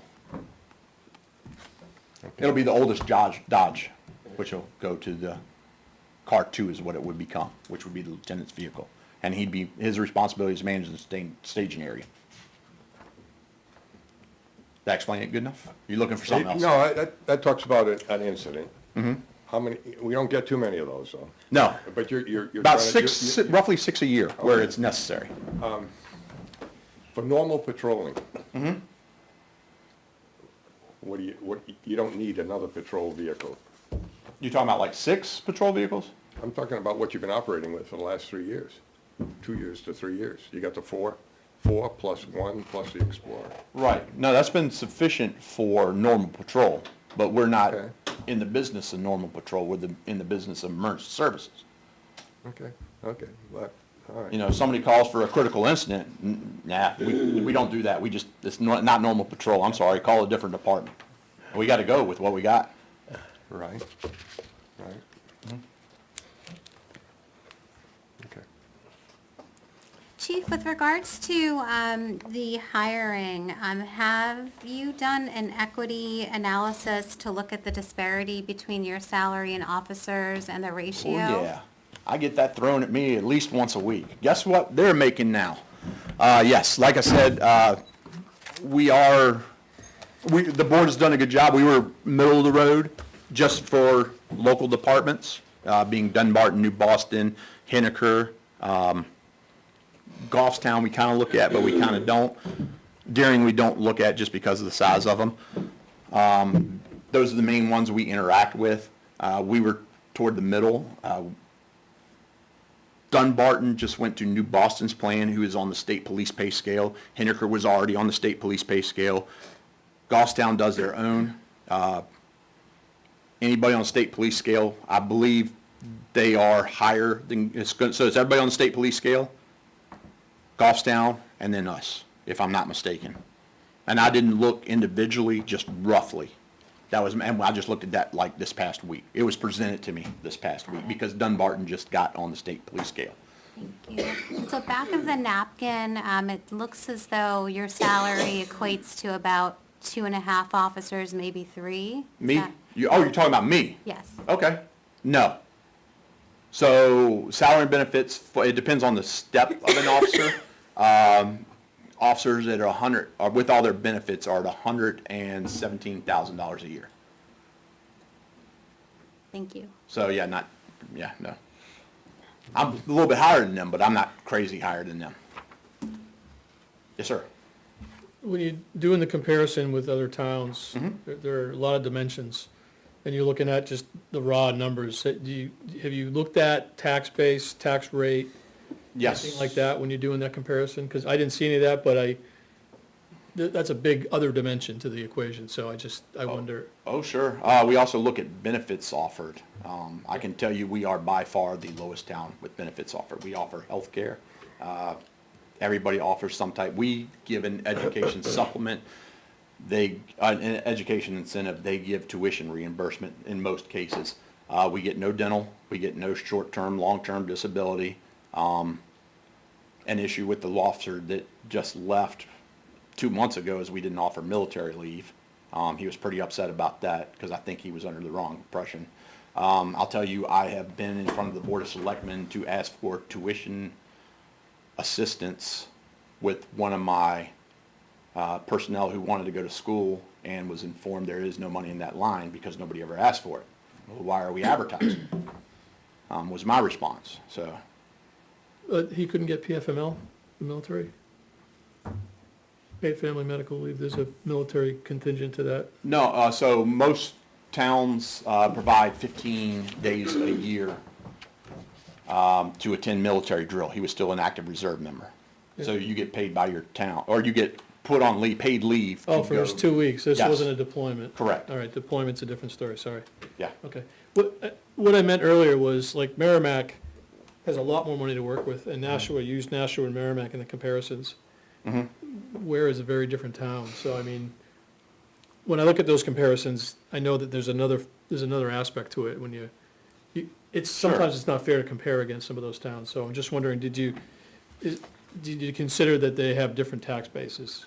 Oh, sure. I also considered that they're advertising and they're offering, they're trying to get your officer. Oh, So no you have to doubt, be- I yeah. understand the problem, yeah. Right. Yeah, we did find, and this one was, like, probably 2 years ago, we actually did find a community with it started with a B, that's all I remember. Similar tax base, similar population, and they were killing us. Yeah, okay, that's kind of where I was going with that too, apples, Yes, You know, we found one town like that. yeah, Very similar population, very similar tax base. yeah, But it was a long time yeah, that we looked at that specific item. end of it, okay. Chief, as a point of clarification, so if one of your officers needed to take time away, let's for instance say they had a baby or their partner had a baby, would they not have short-term disability? No. And here's something that I just brought up at the Chiefs Conference. So we're required to take a PT test. And I investigated this through Primex. Obviously, it's a state mandated PT test, which means we have to train for it. If we're training, since it's not included in our CBA, and they got hurt training for it, they're on their own. They're not covered under workman's comp. So they can burn their sick leave when they run out of sick leave, like, say, our new officer, Seth Gilmet, got hurt doing it. He's not a member of the unit, so he couldn't get, I don't believe he could get sick leave donated to him if that type of incident occurred. So if he's not going to have much leave on the books, if he got tore his ACL, he's out for 6 months. He's got enough sick leave to carry him for 2 weeks. After that, he's leave without pay. I brought that up at the Chiefs Conference because that should be covered. It's a work-related injury training for that PT test. And does that also include if there's any, let's say, traumatic event that occurs given an incident to provide any type of recovery for the officers, right, in terms of just being able to get to neutral. It seems like it's a very similar thing, that there is no support for the officers to be able to recover from any physical injury and also mental illness from a traumatic experience? No, so we have a very good support network for, particularly with the mental part of it. There's a lot of programs out there, not only for us, but for citizens. Medical, obviously that's medical insurance. So if he gets injured, he is going to have medical insurance to take care of the actual injury. It's the paycheck that might be affected, depending on the actual circumstances. I see, but there's no short-term disability and long-term? No short-term and long-term. Thank you. It's unfortunate. It's offered, but it's at your own dime. Correct. Same with dental. Dental's offered, but it's 100% paid by the employee.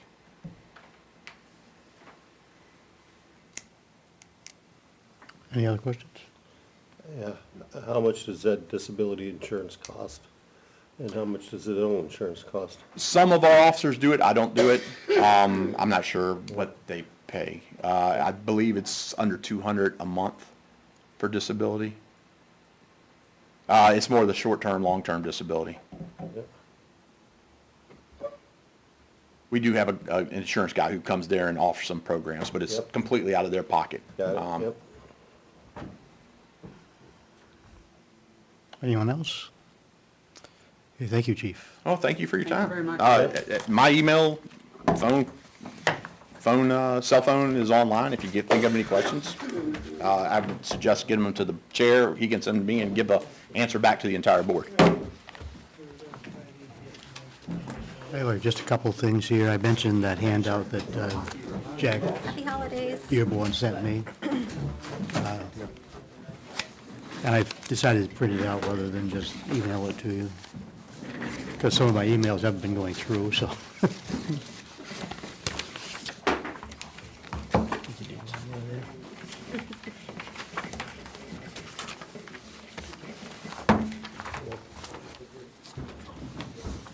Now, the first page is just what we talked about with the fire chiefs, the moving the truck up a year or out a year. And the second sheet is all the balances for the various funds that are available, the capital reserve funds, you could read them, I don't have to read them to you. Jack said he'd be glad to come back and go over it if you think it's necessary, but if Beth is here too, she could do the same thing. Or Naomi, I'm sure we could go through that. But just take it home with you, look it over, see if you think you need any assistance in interpreting it. And if you do, we'll find it, and if not, that's fine too. This is backup data for Jack's presentation last. Right, that's what he meant it to be. Second thing, I'm going to pass this out again because I don't know what went wrong with my group email, but there are people who got it and people who didn't. These are all of the upcoming meetings for the rest of the year, which include the deliberative sessions as well. Our next meeting is December 21st, and that will be for the SAU with the 2 school budgets. So that'll probably plan on another fairly long night, I would think. But they're very efficient. They usually bring a book with all the budgets laid out in it, so it's easy to follow. But put these on your calendar so nobody can say I didn't know about that meeting. Okay? Did our January 4th meeting change? Yeah, we may, Monday night, the selectmen are having a work session on the budget on the 28th. So January 4th is gonna be extremely tight for us. Yeah, well, that's a caveat at the end. This is subject to change. Anybody need one of these? What is that? That's the schedule, the meeting schedule that Tom That's sent around. Is a problem just because of, we had some setback. The other thing is, when we get into these ones that are labeled committee discussions, it's hard to tell. That's when we put all of the, what we refer to as the blurbs together for the mailer, and vote on our support or lack thereof of different warrant articles. So we may have to put other meetings in there at that time. in order to be ready for the deliberative session, because we'll have to have those write-ups ready for presenting at the deliberative session. If you're not familiar with it, the chair or the vice chair of the finance committee gives a recommendation based on the committee's vote, and usually uses the preparation from the mailer as the reason for that vote. So I think it would be pretty tight, actually, trying to fit in all that discussion in those couple of meetings there, especially when the town deliberative is on the 4th, and we meet on February 1st, so we'll see how it goes. Yeah, that sounds like. So any questions on that? Everybody have one of these now? Yep. And I think that's it, except for the minutes. Now, Tom Flaherty did an excellent job the last time around with the minutes. I didn't have anything from Leah for our first meeting, but that was a pretty straightforward organizational meeting. So I looked at the notes that I had that I used for a newspaper article and put that together in the minutes that I emailed to you. One thing I left off, as will have to be added, is the attendance part at the top. But basically, it's in it. Everybody who was there is listed. So I would suggest that we put off the review of those minutes until the next meeting, because the drafts are available. And usually for the selectmen, for example, it may be a couple of meetings down the road before they're able to go through it and make changes. So if you have them, you see changes that have to be made, just pencil them in and bring them to, we'll see how it goes in the next meeting as far as the amount of time we have after the presentations. But the only thing I can see is the 2 presentations for Weare School District, John Stark School District, and then really anything else. Also, Bill, you've been doing this a long time. Do we save all of the discussions until all the presentations have been made, or have we? We've done it both ways. I mean, we've gone from, we've even kind of gone to the school district and told them, we'd like to see you get to this number, to where, that's one extreme, the front end load them, to the more, I think more recently, we've been receiving what they say, and like if they come in on the 21st, and kind of, we can give them how we feel about that. And then they still have a chance to go back before their public session and to make changes. In fact, we went to the meeting last night. They had their budget workshop. Liz, myself, and Tom were there. And basically, they're coming in at 4.5? 4.45%, 795,000 increase on the proposed budget over last year. The difference between the proposed and the default is about $70,000 or 0.38%. So I did make a comment. I didn't speak for us. I did not speak for, I just said, as a member of the Finance Committee, I said, I just am concerned that the voters get frustrated when they don't have an opportunity to have a, you know, whatever they say isn't going to make any difference. I said, what I'm more concerned about is looking at not so much proposed versus default, but proposed versus what last year's budget was, which is 4.45 or $795,000. And I just threw out a couple things. I said, yeah, if you had it down to 3% or 2%, that would require your budget to come down a certain amount. You know, maybe you want to look at ways, and I just threw out a couple things. I said you still have some ESSER funding. For example, their computer, the technical program that they want to get, I don't want to get too far in the weeds, but they want to level it off of where they'd only be buying for 2 grade levels each year with these Chromebooks. It wouldn't be like this in their budget cycle. So they want to level it off. So they put some ESSER funding in last year, and it came up. And then there's a considerable increase again this year. And I said, have you got an ESSER funding left? Maybe you can bring that gap down and bring your proposed budget down a little bit. You know, it's about $60,000 or $70,000 maybe that could come off of that. And they said there's a lot of special ed. Special ed has a lot of increases this year. I think they're also expecting, they put a line item in the budget this year, about $160,000 for out of town. 180, actually. 100, so, yeah, well, yeah, it's. You know, that's another, because of my background, I kind of realized, one or two students who need out-of-district placement Right. move in, and your budget goes. Yeah, well, they have put a line item in there that's a considerable increase. Because I think, I said, well, is that just put in there like an insurance policy for, if you do? And the comment was, well, we anticipate we're gonna have one. So they may be, had inquired, somebody moving into town is gonna require that. They also have that line item there so that they can do everything they can to provide the services in district, because that reduces the cost, and they can still take some money out of that to help support that. But I got the impression that a lot of it is special ed related. The other thing is, and what I didn't say, I was incorrect at our last meeting, when we talked about contracts, yeah, we had contracts approved last year, so I said we won't have that this year, but there is gonna be one, because it was a one-year contract. On the support staff, the smaller one, and they're having a problem right now, because they couldn't hire paras at what they were paying them. And you'll see in their budget when they come in that, like, salary and benefits line hasn't gone up as much as what we would have projected with the contracts and stuff, because they actually been unable to hire into positions, and they've been contracting out for services. So they're actually contracting out, in the case of some paras, for services for, did they say $45,000?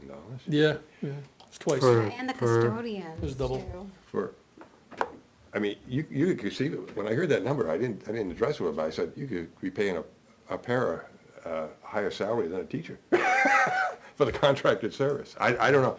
And I don't know how much of that's required. They've elected to do it. I don't know how much of that is required to buy into that. I mean, at that price, maybe they'd like to say, no, we're not gonna do it, we're gonna go with what we got and do the best we can, you know, but there's not only that, there's some other staffing, support staffing that they've had to contract out the services. I don't know if it was in the, I don't think it was like, I don't think they got that into the weeds specifically what it was, but it was.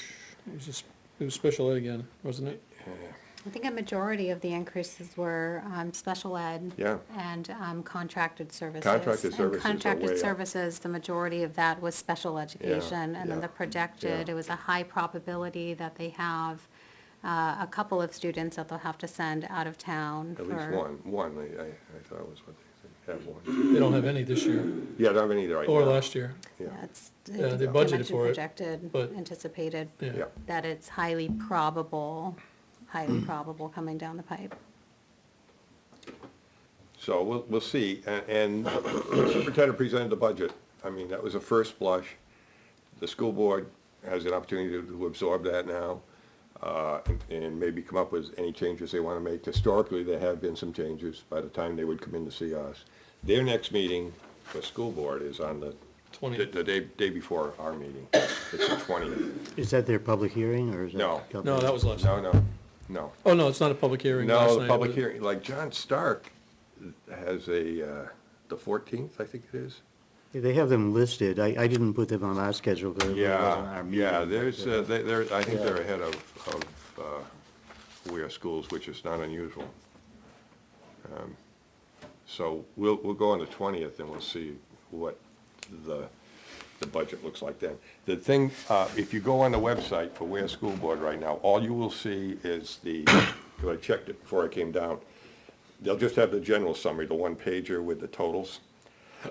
They passed out last night about the 22-pager that has all the breakdowns, and I expect that will be on that Weare School Board budget information website, because I'm gonna call Chris Roy and say, hey, is your budget weenie putting that up and on so people can read it? So then you would have a chance to just go on that Weare School Board budget information, you look and you click on the first one, it'll say, but they got it on there now, you got the two that they had last night, the general summary.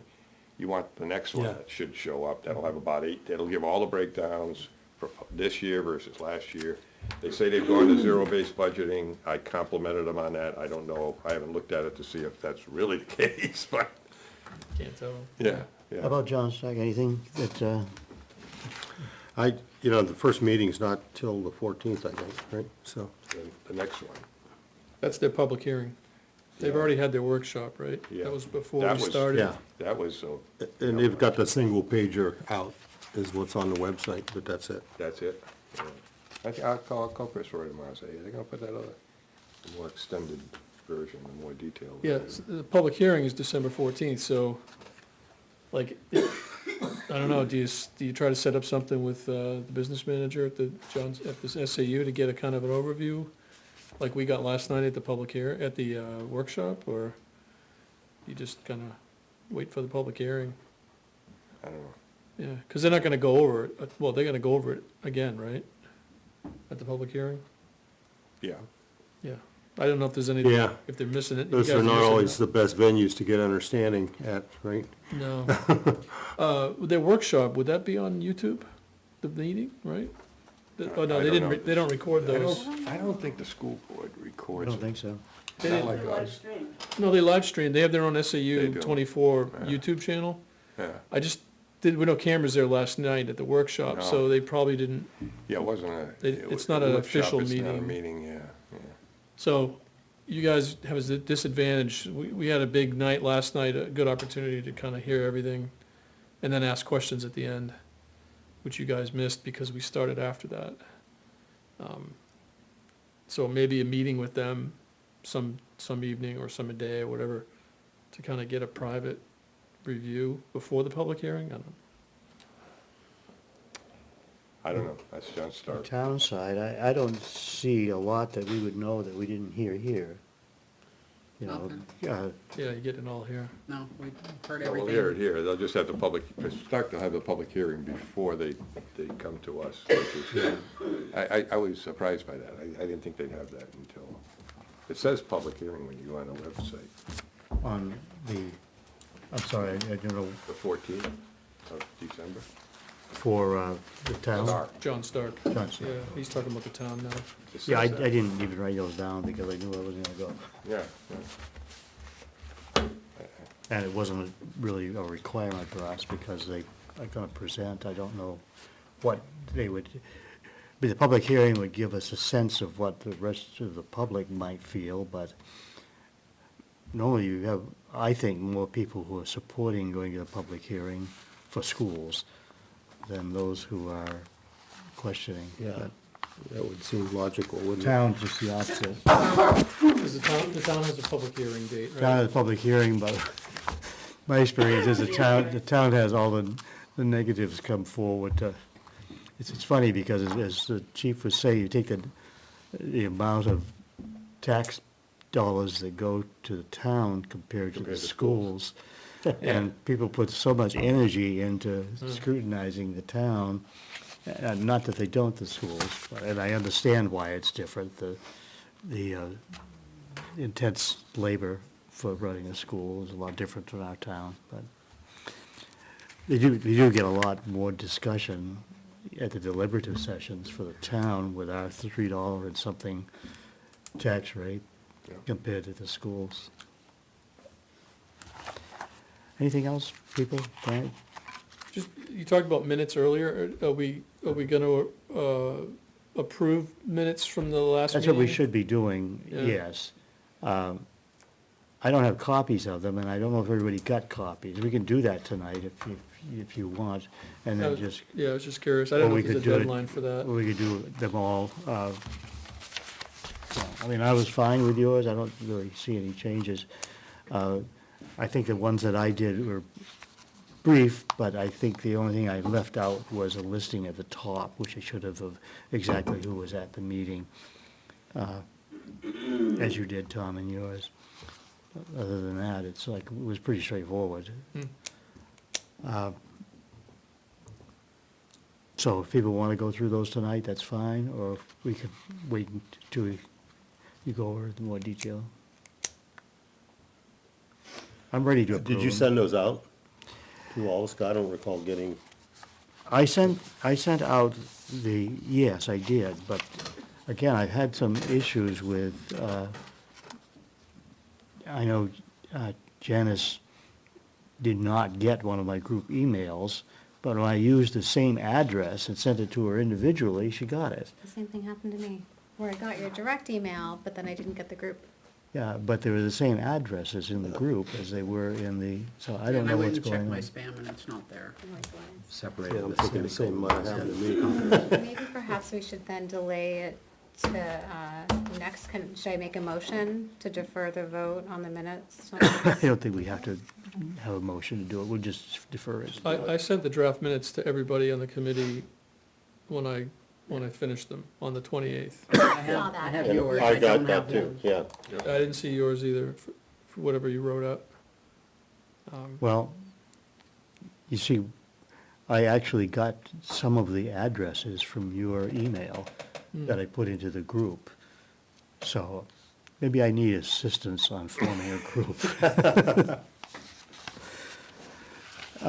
Hey, I didn't include you on that email. No, you did not. I'll forward you those minutes. It's like, I'm so depressed. you didn't get to read the minutes. I'll talk to you afterwards. okay, are we all set? Yeah. So let's go home. So just the John Stark one on the 14th, it looks like it's the public hearing, but it's only for Oh, okay. John. unanticipated revenue funds from House Bill 1221 relative to the payment Aha, by Oh. the state. Yeah, for that's the right. portion of the okay, retirement. so that's I'm all. not, that's why I was confused. That's where I confused. Yeah, it now with that the It's other in one. room Okay. 144, and Yeah. there's a link here to live stream if you wanna. Yeah. It's Okay. on your website. That explains it. They're not doing It's the, not their budget, it's. Yeah, just yeah, that okay, everyone's good. getting that. okay, my mistake. Yeah, so that's not the important one. They haven't scheduled one for Weare School District? It's not on their website either, right? I just got it. I haven't seen one. Okay. I didn't see one, I had to take a minute to find out. But in answer to your first question, how do we normally do it? Lately, we've been letting everybody come in with all their stuff, throwing it in the big barrel, and then we start discussing it, I think, is that, that's how we've done it last couple of years. Yeah, I We think haven't- that's what I thought, We haven't got into, and some of it, as long as people think of it in advance, you know, some of it will be pretty straightforward, and others require more discussion. You know, I think, and this is opinionated on this, you understand, but as I've sat and listened to some of the department heads, I think we have to be very careful how we handle operating budgets. You know, actually, it's 4 years in a row with default. 4 out of the last 5. Because I went back and looked through all of it, I don't know if it's 4 in a row, but 4 out of the last 5 default budgets. So, you know, Benji, I don't know his exact numbers, but he was talking about in his message as he left for another job, his concern about default budgets. He said, you know, well, last time we passed a budget, salt was $54 a ton, and now it's $70 a ton. But I've still got the $54 a ton in my budget. So how am I supposed to buy salt? And there are other examples of that given too. So I just think that we have, I know, a charge to be conservative in our votes. But at the same time, I think we have to look at a balance point where that we're not undercutting, especially that the operating budgets. Default after default, the town and the schools just can't live on that, in my opinion. So you kind of know how I'm going to go on those votes, but. yeah. Like there have been years when we have not recommended the operating budget. Last year, we recommended the operating budget. Yeah. In an 8-to-1 vote, and we were concerned, I think we were concerned over the things you were saying, like at Highway. We said the majority of the $237,000 difference between between the proposed and a default is in the highway and transfer station with high inflation. The committee wanted to ensure that these critical services down have sufficient funds for repairs, parts, trash removal, fuel, sand, and salt, which is what you were saying, highway department. But it got voted down 847 to 793, even though we had an 8-to-1 recommendation on the board. So, Shows we're not as well thought of as we think we are. so anyway. Motion to adjourn? Second? All in favor? Aye.